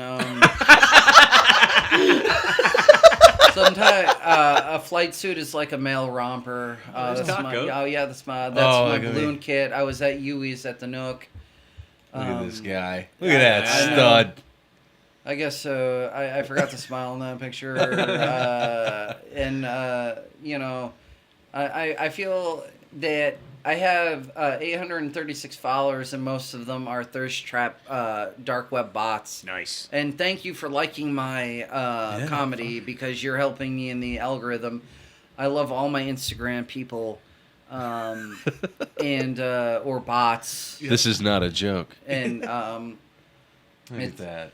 And I'm building a brand. I don't know what it is. If you're doing it. You're in it, man. My Instagram is like an empty nest couple. I'm at the Olive Garden. I'm doing balloon animals. I'm doing stand-up. Hey, comedy. we know this guy. I love Darren. Darren's Darren's a great awesome. guy. Amanda Cohen. Yeah, Cohen. Oh yeah. man, she's great. Yeah, That's funny. Amanda's great. Amanda's funny as hell. All right, let's. There's pull that up. There's the famous case. The famous case of Paul's. Yeah. Signed by. Oh, you want me to bring this back up? I had you sign it. Yes, you did. Yeah. Yeah, I signed that too. And then, if you go down here, Brianna Woodward, fantastic comedian. Keep going. I love Brianna. Patrick McKinstry made that Nice painting for me. Oh, wow. That's cool. That's me as a possum doing my Nice. show. Amazing. That's great. That's great. And then Brianna has me come and do a show. Nice. That's our Armada Brewing. Wicked cool. I want to Photoshop this. That ponytail was a midlife crisis. That's me as a ghost. I love your Again. cat. Yeah, I know. He only What looks a- good. Yeah, he's like a vixen. it's the filters. But my friend Kirk likes to No catheter? This was before the Yeah, accident? that's pre-catheter era. Nice, dude. This is my friend Kirk likes to Photoshop me in various movies. Nice. I like that. like that. Kirk Broussard is a awesome comedian. What a great page. Make sure you give him a follow, everybody. Yeah. Click that button, yo. Yeah. What's the handle?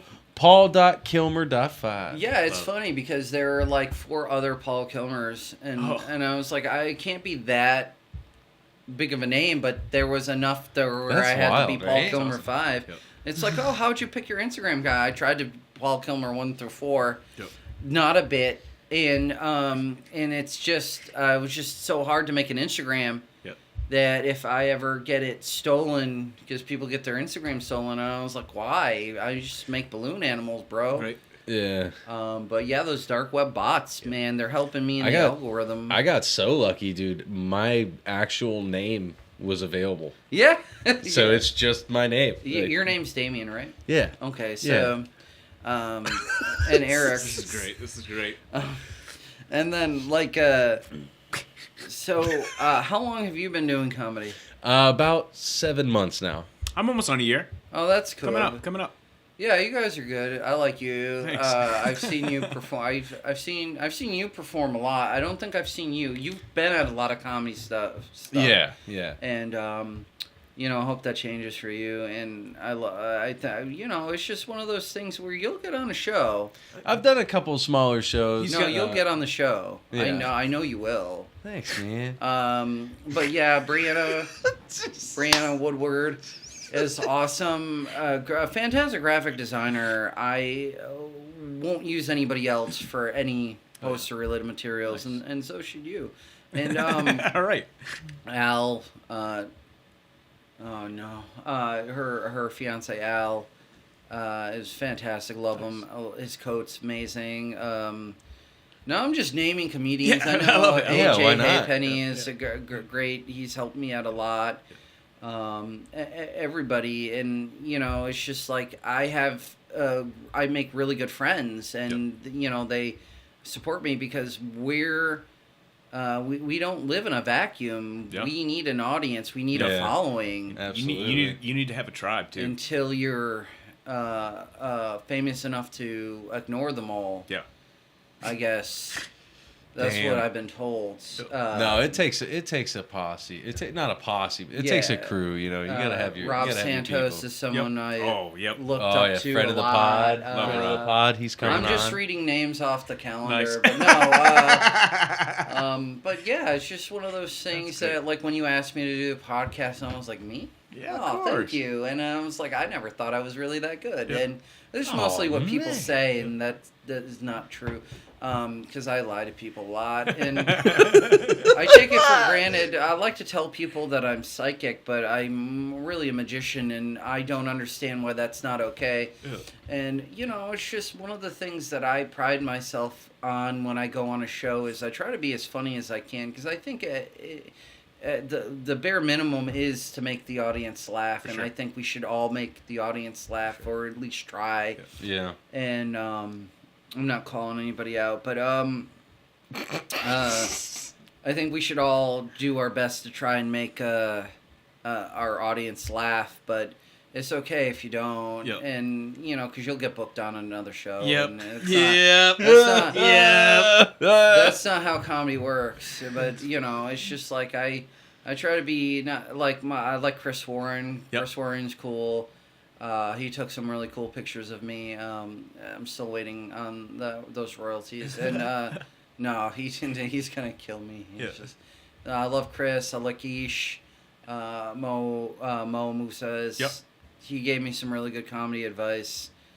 Share it with us here. Drop it. Oh well, yeah. I asked him how I was new, and he was like, "You're really new, but keep writing," and I did, and it worked out for me, and amazing. I love it. Amazing advice. And then I'm just trying to name there's people you would know. I like the Massachusetts has adopted me into their scene, which is really nice.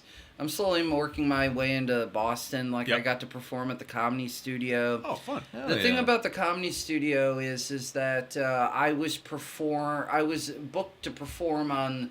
With other variety entertainers, like a juggler and stuff like that. I wasn't actually on the comedy show. So other comedians were in my DMs, and I think I told you this. They were like, "Hey, Paul, how you doing?" And I was like, "Oh, you don't have to say hi to me. You just ask me who books Comedy Studio." It was fantastic. I love it. Yeah. And the person who booked me, people were getting angry because I thought I was withholding information, and I had no idea how I even got on the show. That's funny. Yeah, I think people just know. I was recommended, but it's just like people. I really feel like people thought I was like, and I was like, it's me, guys. Yep. I don't know where I'm going or doing anywhere. Yep. I've never withheld information. Like I said, the only people I withhold information for is the federal government, because taxation is theft, and I believe that. Move the mic approves this message. Yeah, that's an approved message. It's okay, because I will be audited by the IRS one day, and a lot. I'm not holding. I'm not gonna hold this podcast for ransom, and but it's just one of those things where I feel incredibly grateful for being in a comedy scene. Yeah. There's not one person that I haven't DM'd in the last 6 months who hasn't been like, "Hey, Paul, what's going on? Yep. I can't book you on the show, but you're awesome." And I was like, "That's awesome. Can you book me on a show?" And no, I do that a lot, but no, I legitimately really just get depressed and got to do something. I talk to people, and mostly about being on shows, and it goes hand in hand. Could you imagine if comedians didn't talk about their depression in their acts? Yeah, they wouldn't have much to say up there. I don't think. That's pretty much. It's like the number one thing people can really. Yeah, because we all have it. It's like, but when does feeling sad turn into depression? That's what I've always wanted to know, and I should have asked the therapist this, because this doesn't seem like a question for a podcast. But it's let's ask AI. That's the worst thing you could possibly do. AI is going to convince you to try to buy a house. Yeah. Oh, you're sad? Well, here's 15 things on my Amazon wish list. Yeah. Who is this going to? I don't know. Funny. It's going to my wish list. Anyway, because I don't take advantage of people, and I've never done that. And I think what it comes down to is that I'm incredibly like Pop's therein. And are you related to Pops? Nope, no relation. Well, you should start saying that. You'd think we were though. Yeah, you should have heard them argue the whole fucking episode. Holy You'd think shit. we were, man. Who was the best there? And but Pops is Battle of the Terrors. Yeah, he's always so nice to me, and his wonderful wife, and you know, and like I said, I'm not trying to look at their, but it's just like going down the list. I love it. But it's just like you know, a lot of the people that I just want to thank the stream for coming in, and you guys should be streaming this live. Oh, there's another sub to the dark web. So I gotta ask, what's the farthest you ever driven for a gig? Okay, like, travel? So I don't drive. Yeah. My wonderful fiance brings me to places. New Hampshire, Cape Cod. Nice. I'm looking to branch out. Like I said, I've been taking the bus because of the autism, and I'll keep doing that. Yep. Joke until I can make you laugh. Have you thought about going to like down towards Austin and maybe doing like a week or two trying it out down there? I don't know. I'm just trying to get out of New England. Yeah. I'm just gonna keep inching my way down. Nice. And I hear like Louisiana's got a real good comedy scene too. Coming up. Theo Vaughn being there. There's real good mics and stuff. Yeah. Nice. Yeah. That's a lot closer than Austin. Bishop's Lounge is good. It is. I like that. Jazzman. I like him. Jazzman. I like that guy. Yep. Yeah. You're talking. We're have, still in New England. Yeah. No. Yeah. I'm just working my way. Jazzman's cool, and He's not even on the list. Nope. He should be. I know. He said you're the one with the podcast, dude. He said no. Listen, we talked to him. We got denied by Jazzman. Yeah. No, dude, he's a cool dude. What are you doing? He's like, I can't. He's like, I can't listen to myself talk for that long. Oh. I'm like, wait, what, bro?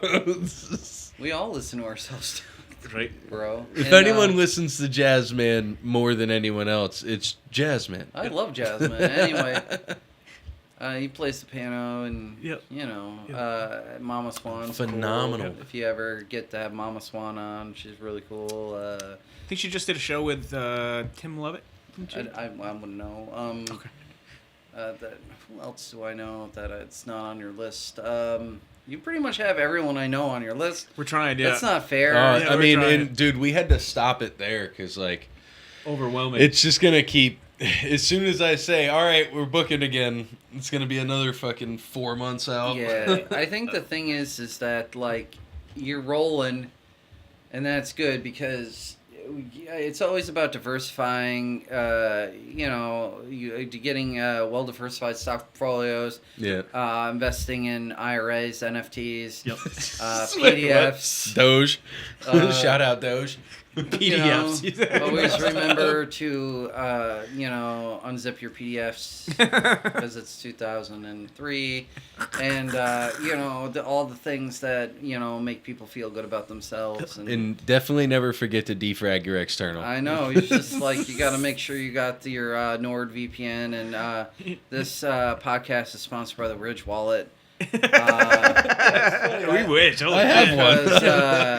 Every time I mention Ridge Wallet, I get $400, but I don't know if I get it from you or Ridge Wallet. But that's 4. He said Ridge Wallet, so we're in debt. Yeah, we're in I debt. don't want you coming in negative because you know what they say about podcasts. It's only as good as the people you have on. Yeah. I'm sorry, and Yo, you're on fire, bro. Thank you. I'm not even trying. But I think the thing about me is that I feel like I've overcome the odds because usually people with autism only do comedy now, but I was autistic before it was cool. So I was doing performing before it was. Now all autistic people are comedians, or it just seems that way, that the diagnoses have gotten better, and it's really good that people feel comfortable to talk about their different diagnoses because it's just not autism, it's a bunch of stuff. And it is really hard to get up on stage and you might have something wrong, or you might have a speech impediment, which is our stuff that I got beat up for when I was a kid, and now it's okay. Yep. Mm-hmm. And I'm not mad. People used to beat the crap out of me, and I don't have PTSD from it, and I just love everybody, and I just want them to have a great time doing comedy, and they won't. And and I think that's the general feeling, that we're coming full circle. We're not feeling good about ourselves, but we have enough. We have 20 minutes a day where we write, and you're not going to feel good about it because you don't feel good. Yep. No one ever has felt good. I don't think anybody has ever felt good at all. Anybody that I work with, oh man, I'm so tired, I want to be here. And I was like, well, I was having a good day, and you just ruined it. Just sucked the life. Oh yeah. And I feel like it's so... I go back to work tomorrow. This is the second time you've reminded me of how fucking dreadful working for somebody else is. I mean, it's just, you don't have to do it, but you have. I have to do I it. know. Well, you're the one who had 4 kids. You did that to yourself. But I'm sure they're all wonderful It took children, 2. and I'm not saying that. It's just, being a parent is special, and, I'm not angry that my dad decided that he was going to leave in the 90s. It's just good to have a stable household with are you single, Dad? No. Thank God, because that would have been awkward. And, you're going to get hate for that one in the chat. Right here, the chat. Let's bring up the chat, Dave. Yeah. You guys need to chat. You need to be streaming live on Twitch and Grindr and... Yeah, that would be 23andMe. Pretty interesting. Craigslist. Grindr? Dude, his radius would get us so many fans, too. Yeah? I don't know. You gotta monetize. You could probably hook this up onto MySpace or whatever. And Oh, yeah. I always like the fact that you could put music on your MySpace because... Oh, it was the best. And you had to rank your friends. Totally I know. customizable. That was I know. insane. Yeah. Ranking your friends. Oh, Do you dude, being in realize, someone's top 10? Facebook Or getting was- bumped from the top I position. know, yeah, and then you had to have an uncomfortable conversation. Sorry, Getting buddy. bumped, man. I've been bumped many a times. Mostly in comedy shows, but that's about it. Yeah, that sounds like a personal problem, but No one's been bumped more than Lewis. So Yeah, let's be that's I thought your name was Eric. Yeah. It is. Is nobody going to address the elephant in the room here? What? The fucking thing that's on my head? No, I thought it was just the thing we were I doing thought that now. was your hair. Paul goes, I thought that was your hair. That tracks, That's great.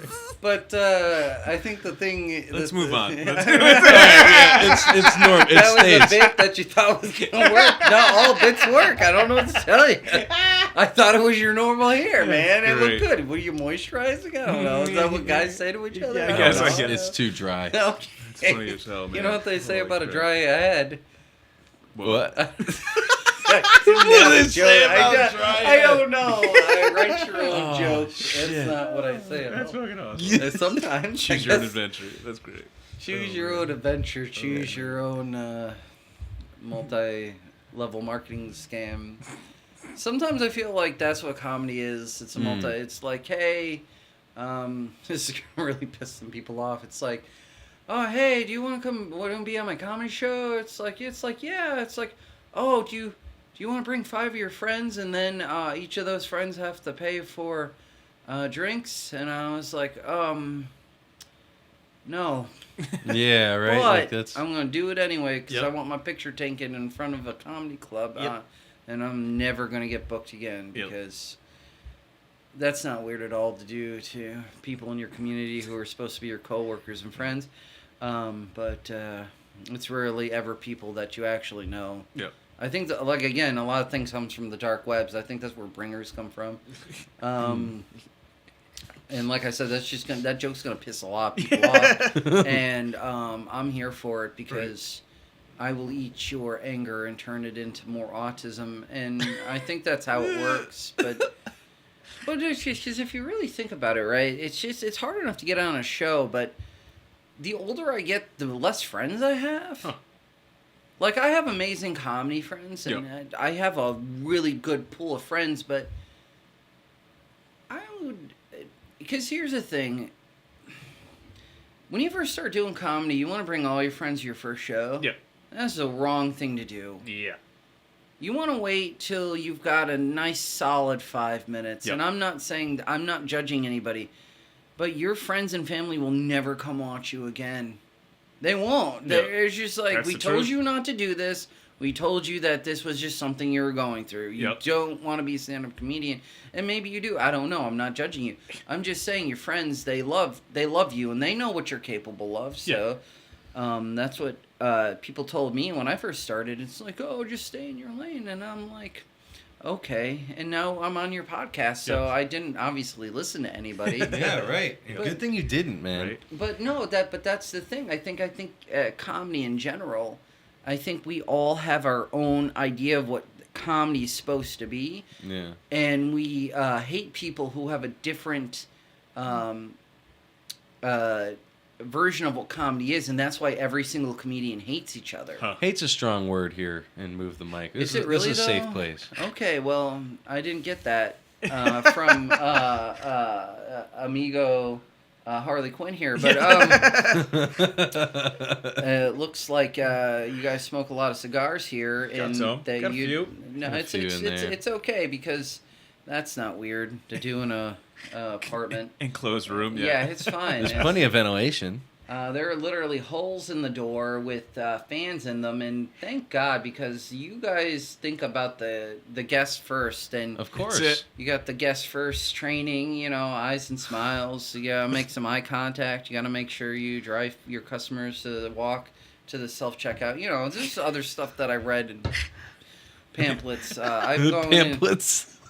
He's good with peas. He's got the peas. Sometimes I go into stores and pretend I work there, and once you work at one store, you can work at them all. That is so true. Yeah, you know what job you can't do that in is a surgeon, but because if you do, it's like oh, my kid, and it's like you got 4 of them, so you know how hard it is to be a surgeon, and hospital bills are insane. It's just.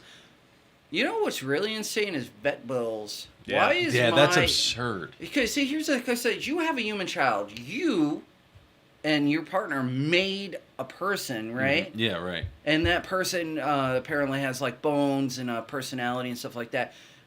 Kids hurt themselves, taxes. Right? So we're humans. We pay each other to live, and we could all just be not paying anything. Yep. It's like just someone decided they wanted to be rich. Yep. And but it's like my cat, right? My cat had a urinary tract infection, and I was like, number one, it shits in a box, so that was weird.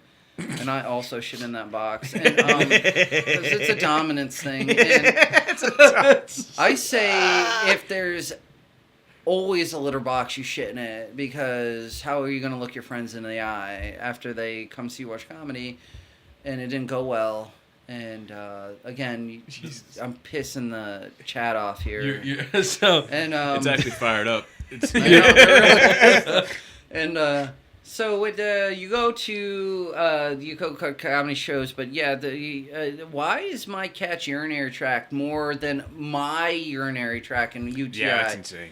It's just like, because the level of my intelligence is, I thought a IUD was a weapons of mass destruction, and a lot of people they just let it go, and they shouldn't. I should be here's another thing. It's like my fiance was like, hey, do you think I confused Midol with Imodium. Oh, yes. And I brought back my fiance diarrhea medication instead of period. Completely stopped her bowel movements. Yeah. Well, she knew. And You know, I'm just trying to be a partner.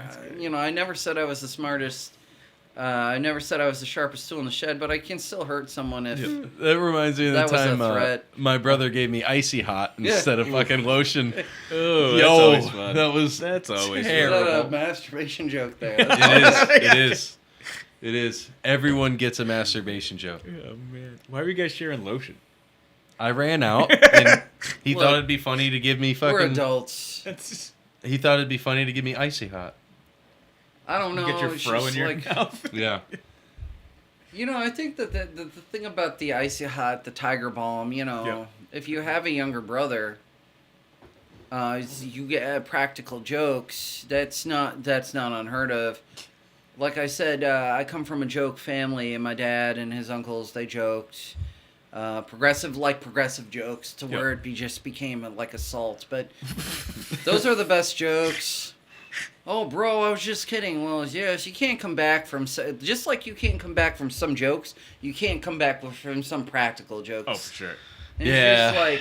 I remember my dad and my uncle, just like an episode of Married with Children, they tried to steal cable from my grandmother, who was well aware. They tried to splice it, and my uncle... Someone got electrocuted. But we had cable, so they did it right.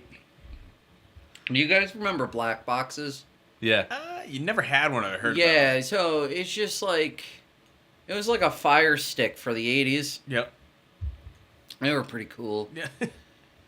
You know, when you're like 13 and you discover the Cinemax and then realize... The softcore. Oh, no, I was just talking about the animal documentaries. That was weird. I was just... yeah, you brought it there. Sorry. I knew you were going to say that! I walked right into that trap. He said it and just yoinked him. This is the only... I walked into that one, y'all. This is the only way I know how to feel, and, you know... This is the only way I know how to feel. I've just been running bits on your show.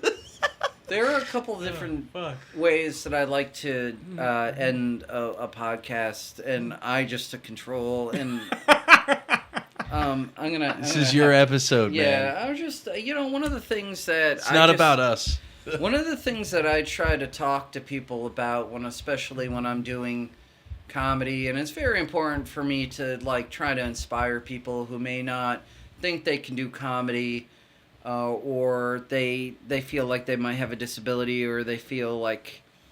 Because I tell people, if I can do it, you can definitely do it. It just... I feel like when people find that if they're not immediately good at something, they give up. Yeah. And no, because comedy is subjective. And if you keep writing and you keep getting up there and you keep practicing, you'll eventually come across something that is funny. Mm-hmm. And my takeaway from just being in the whole comedy scene is that every comedy scene is toxic.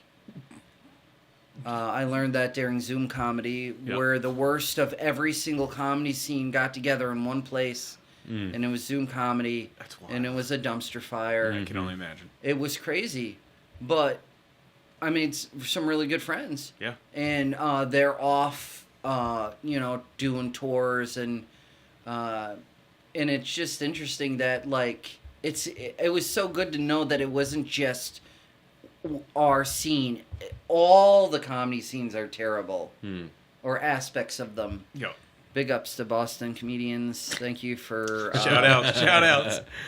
Thank you for letting me read your posts. I love you guys. I want to shout out to Lloyd Legacy Sharp, who kissed me on the mouth at a gig in Hamden, Connecticut. It was an accident, but I enjoyed it. But he might have not even it might have not even registered. Yep. So have Lloyd on your show because he's okay. Hell yeah. He's literally reach out to him. Let him know. No. You reach out to Lloyd. Okay. He doesn't reach out to you. Okay. No, I'm just kidding. He's gonna be real pissed I said that. Lloyd literally does more comedy than any single comedian I know. That's He's awesome. a guy that I know who's literally just will go. It's like, oh, we need you to do a show and wherever he's there. Boom. Nice. So I love you, Lloyd, and Shout out Lloyd, friend of the pod. Friend of the pod. I didn't see his name on the board. But you guys are going to be taking a break, and then you're going to be rebooking at the beginning of the year. Yep. Yeah. That's important for people who want to come on the podcast. You're going to want to email Eric at www.eric@hotmail.com. You got it. That's it. It's been...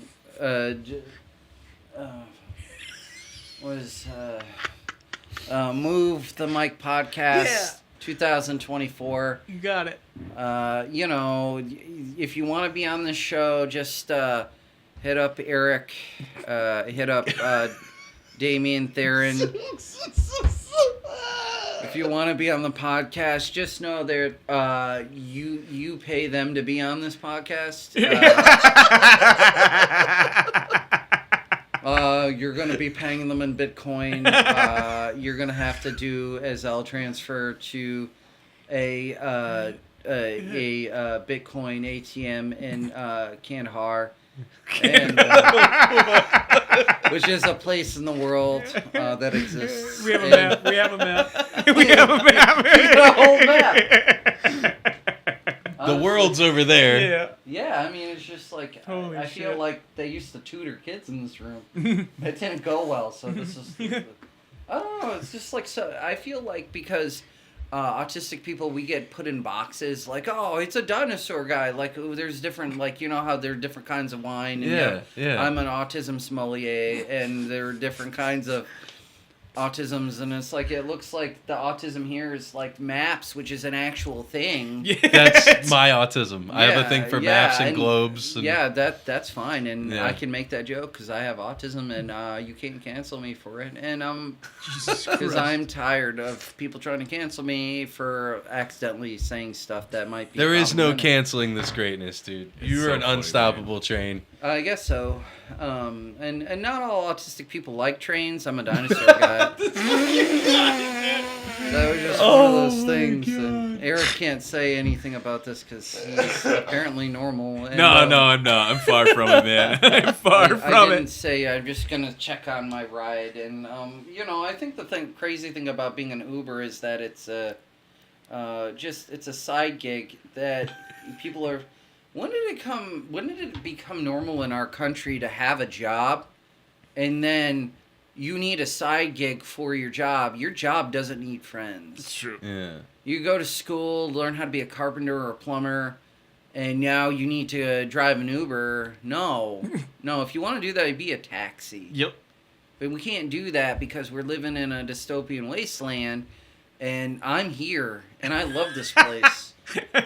Thank you, know so what this much, Paul. apartment needs is a fire pole. Yes, I agree. I Or agree. an elevator, because Yes. I have asthma, and the first thing you told me when I walked into your apartment is like, don't mind the dog toys, and I don't have a dog, and I was like, what a weird thing to open up with. I did say that. It's the autism. Did you see the litter box? Yeah, I don't No- have a cat. no cat. I wanted to shit I in don't. it. I don't have a cat. Yeah. This is what you do because Holy it's like, fuck. okay, so I have a bed. I just don't sleep here. it's okay, man. I don't judge you. This is what you do. Promise me you'll do this once. So you get it.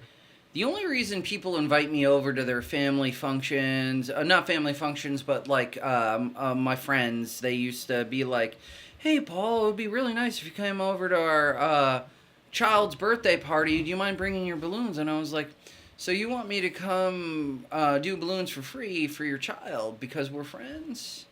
And then I go to their party, right? And I don't do any balloons, and I just start eating all the snacks. Yeah. But fuck then 'em. I start taking the food that isn't for the party, Nice. and no one says anything to me. And then what I'll do is I'll go into the bathroom and clog the toilet. Because no one is going to make me work for free. Now what you do, and this is a little joke you can do if you've ever wanted to establish dominance at like an office party or like your friend's apartment. And this is for you, so pay attention. Go to the dollar store and get yourself a Tootsie Roll and kind of like work it around in your hands. Yeah. And then you're going to do something called classic palming, where you're just going to palm it in your hand like this. It's not, it's not that. And then you're going to walk over to their cat box, and then you're going to reach down into their cat box, and you're going to pull out the Tootsie Roll. And then you're going to look that person right in the eyes, right in the fucking eyes, right in their entire face. And then you're going to eat that entire Tootsie Roll, and then you're going to leave.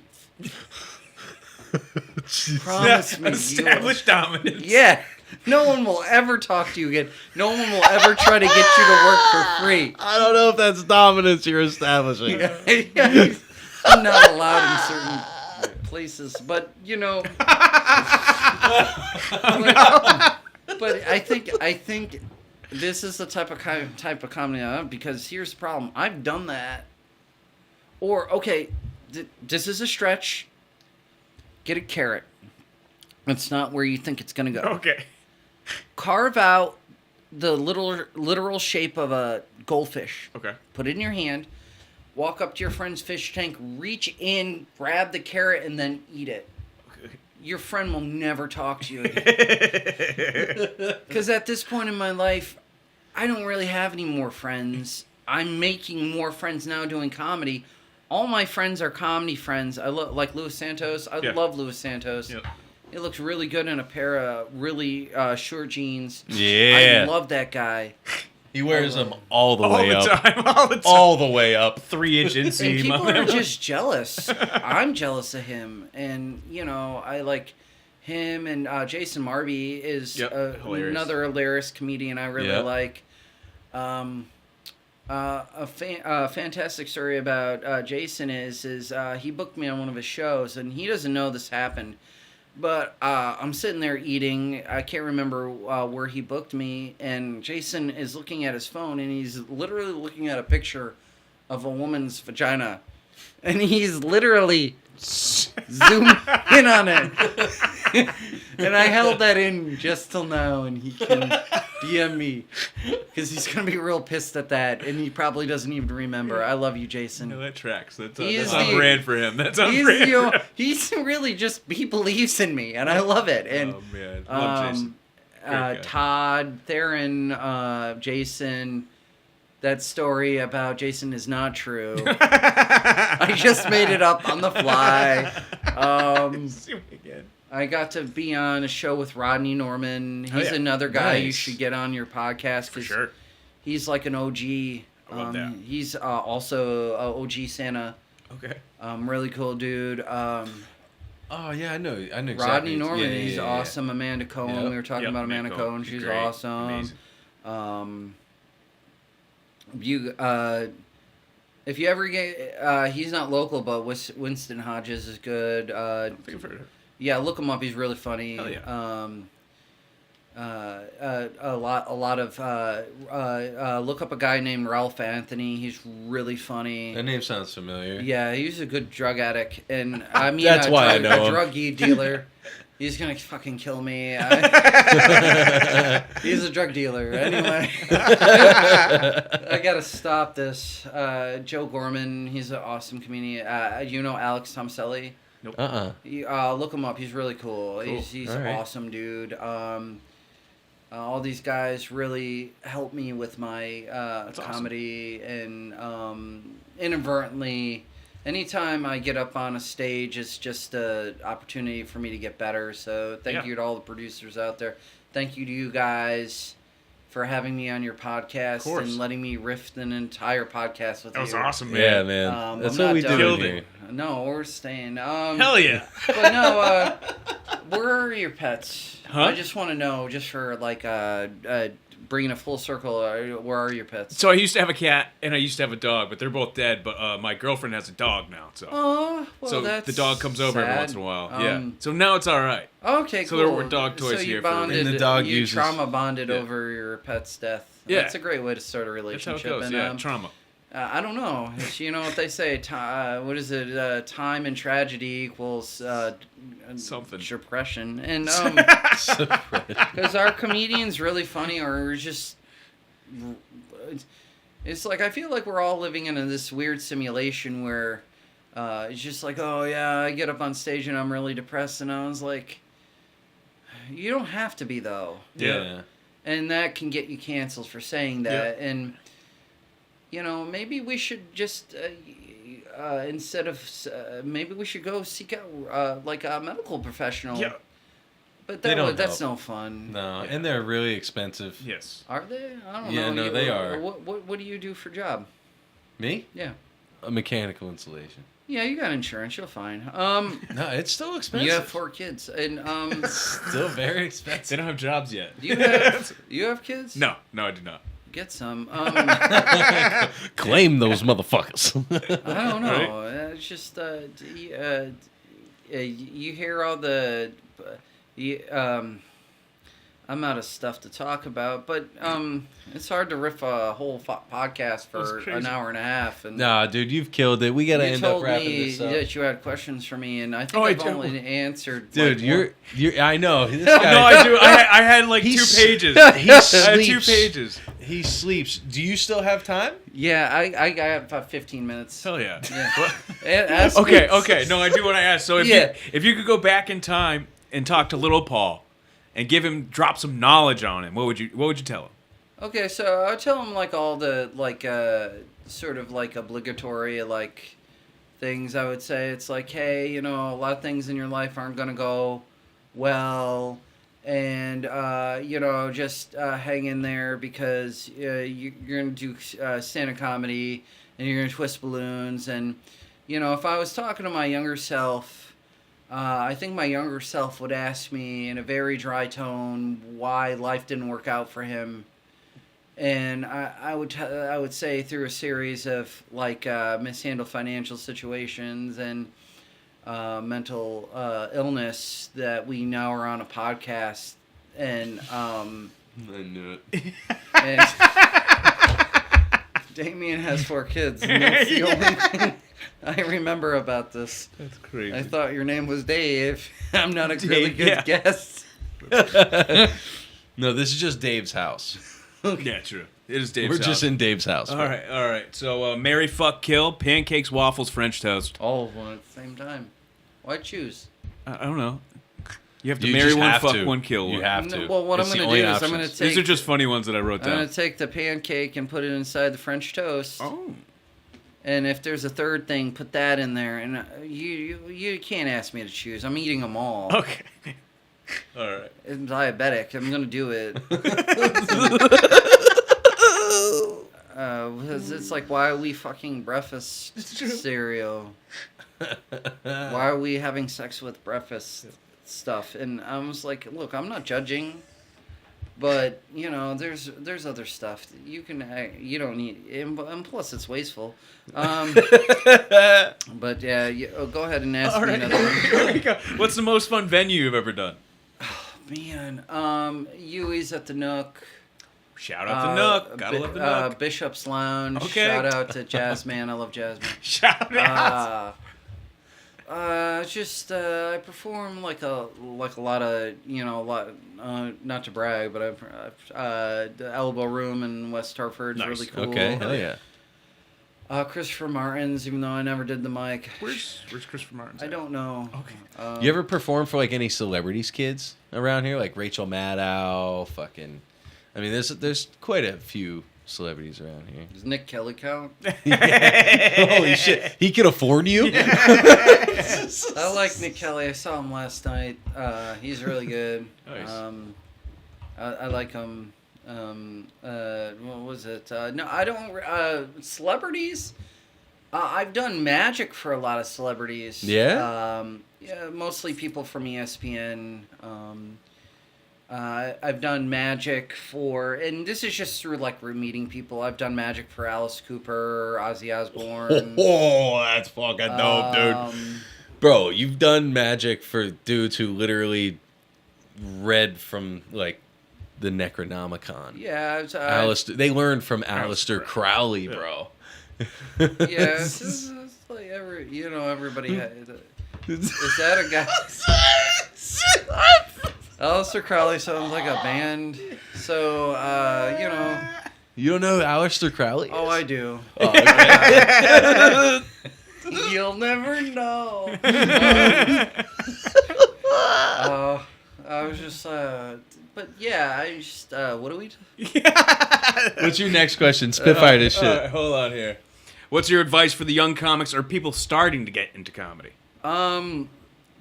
Is my obligatory no. You probably shouldn't. Okay. If anybody ever asks you to write with them, don't. Okay. Don't date the people you work with because all the comedians were all co-workers, and you shouldn't date co-workers unless you want to end up on a forum, any forum.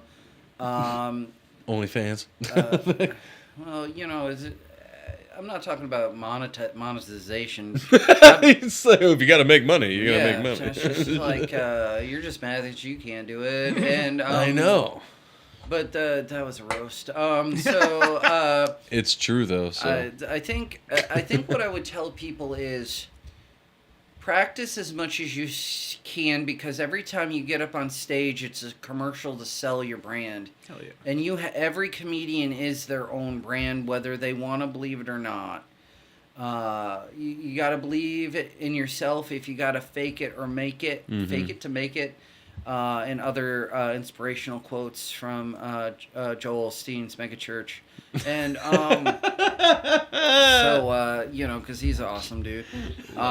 Friend of the pod. I love that. He's on the calendar. He's on the back of the door already. And then, well, you can see through it. It is holy. And it's your property. It's you own it, and you own land, and isn't that the dream? But you're in the. What I would tell to a younger comedian is don't give up. Hell yeah. Practice as much as you can. Probably not take advice from me, because I do the exact opposite of everything I tell young comedians to do. Nice. Except ask people to write with them, because that's just fucking creepy. And it's just weird. It's just like, no, just find a date and then bring them to the comedy show, because that's how bringers work. Yep. And then it's all callbacks, guys. This is insane. From over an hour ago, this is all callbacks. And another thing I would tell people is just like, don't be so hard on yourself, because comedy's difficult. Anytime you get up on a stage in front of a group of people, whether you be your peers or an audience of non-comedians, here's another thing. Don't bring your merch to another show and then give it away for free. That's a big one. Okay. Don't try to sell your merch at a show. Ask permission first. Gotcha.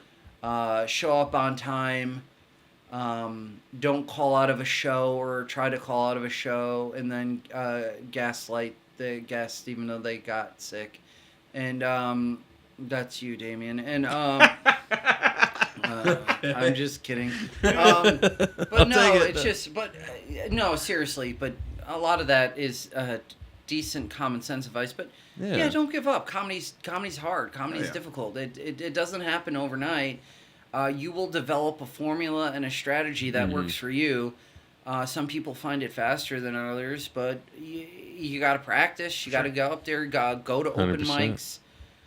Feel bad about yourself, and give up, and never do it again. And remember, you're an adult. Yeah, you don't have to be here. We don't have to be here right now, but we are, and I appreciate your guys' time, and I'm not stopping. And what else do you have for me? All there? right. So where'd you get the idea for people to sign your suitcase? Because it was basically you having that suitcase full of comic signatures that made us want to start that door. Yeah, that was the inspiration to our door. It was you. It was you, Paul. So basically, what ends up happening is that. Hold on. Then I always like to have a reminder of my performances, and the best way to remind it is to perform with all the comedians I've performed with over the years, because eventually I'm going to have to take that suitcase and get a new one and have a new... the suitcase is an Avenger. Yep. The suitcase is a character in my show, which when I do my set, it becomes its own character. Because, again, a lot of people think I'm a prop comic, so I just use it to terrorize comedians, because... It don't matter. Yeah. Nothing in life matters. We're all just kind of... Dude, atoms never even touch each other. And, like, here we are worried about shit. You know what I mean? It's like you feel like you're touching that. That's literally just the resistance of atoms not being able to connect. Yeah, I'm pretty sure that's a bit. But, that's somebody else's bit. Is it? No, that's just physics, bro. I know, buddy. This is... pretty much what I've been doing the entire time. Nice. But yeah, I like to have signatures. It reminds me of and also I'm trying to show respect to the other comedians. Oh yeah. That their signature is worth something to me. And you know, I try to make people feel good about themselves, but not to say that. It's just it makes me feel good to know that they want to sign my suitcase, which makes me feel good about myself. Yeah. That made me seem incredibly vain and callous, but I just want to have a memory of this, because awesome, man. One day, you know, I'm going to be on my deathbed, and I was like, oh man, look at the suitcase all these comedians signed. I don't know who these people are. Yep. Because the early onset Alzheimer's, and you know, I'm just giving myself the benefit of the doubt. For sure. You said you were going to give me another Diet Coke, and you didn't. Oh, I do. And, I have one right here. No, never. Were you saying that he's being paid in Diet Cokes? He pulled this out of his pants? Is it? It's still cold. It's still cold. It's a cooler. There's a cooler. No, I just want to see your sweet feet package. Anyway, but yeah, so. We're gonna wrap. We're gonna put a bow tie on this. We're gonna wrap it up. I just want to thank my guests for coming to the podcast. Damian, Theron, and Eric, other guy. And I love it. I love it. I just want to thank you guys for tuning in. Remember, like, comment, subscribe. Join the Discord. And other things people say on social media. Hey, plug your dates, Paul. Where are you going to be these next couple months? So I'm going to be doing a crap ton of private gigs. Oh, yeah. I think the next stand-up comedy show I forgot. Check your calendar. Yeah, it's difficult. Actually, I have it here on my Facebook because I'm elderly. Make sure you're checking the right calendar. You don't want to get them mixed up again. Yeah. Sorry, my ride's telling me I have to go. No, it's totally cool, man. While he's pulling that up, you can find him on Instagram, paul.kilmer, KILMER.5.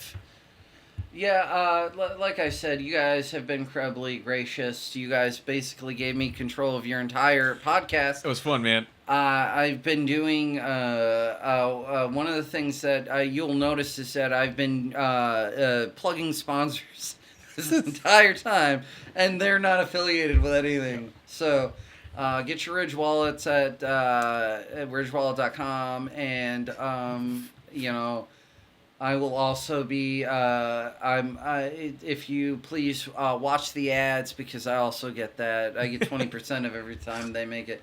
Because please support my stuff, and I'm gonna go now, and I have no idea what's happening because they won't take control of their podcast. All right, guys. Paul, thanks for coming, man. This shit's been fun. Thank you. Oh my God, come stop by again. This has been great, man. I will. You probably won't have me back, but if I do. You're coming back. Okay, well, you know, the next time we'll get some Chili's, and hell yeah, chicken crispers for everybody. Yeah, hopefully you'll get another person too. Yeah, it's just like if you guys are looking for a third member of your team, Nick Kelly, you probably get Nick Kelly. And, you guys have a good day. Awesome, Thanks for Paul. coming, Paul. Thank you so much. Thank you for watching this, and I hope you have a good day. This is right. Move the Mic podcast. Bye, y'all. That Everybody, was take fun. it easy. Hell yeah. That was fun, man. Oh, sorry. It's okay. I didn't know it was on wheels. Holy crap. All right. You My guys- face hurts. Dude, you're amazing. My face hurts from laughing so hard. You're amazing. No problem. Oh. Well, I've just turned the entire comedy scene against me now. So. No, you're good, man. dude.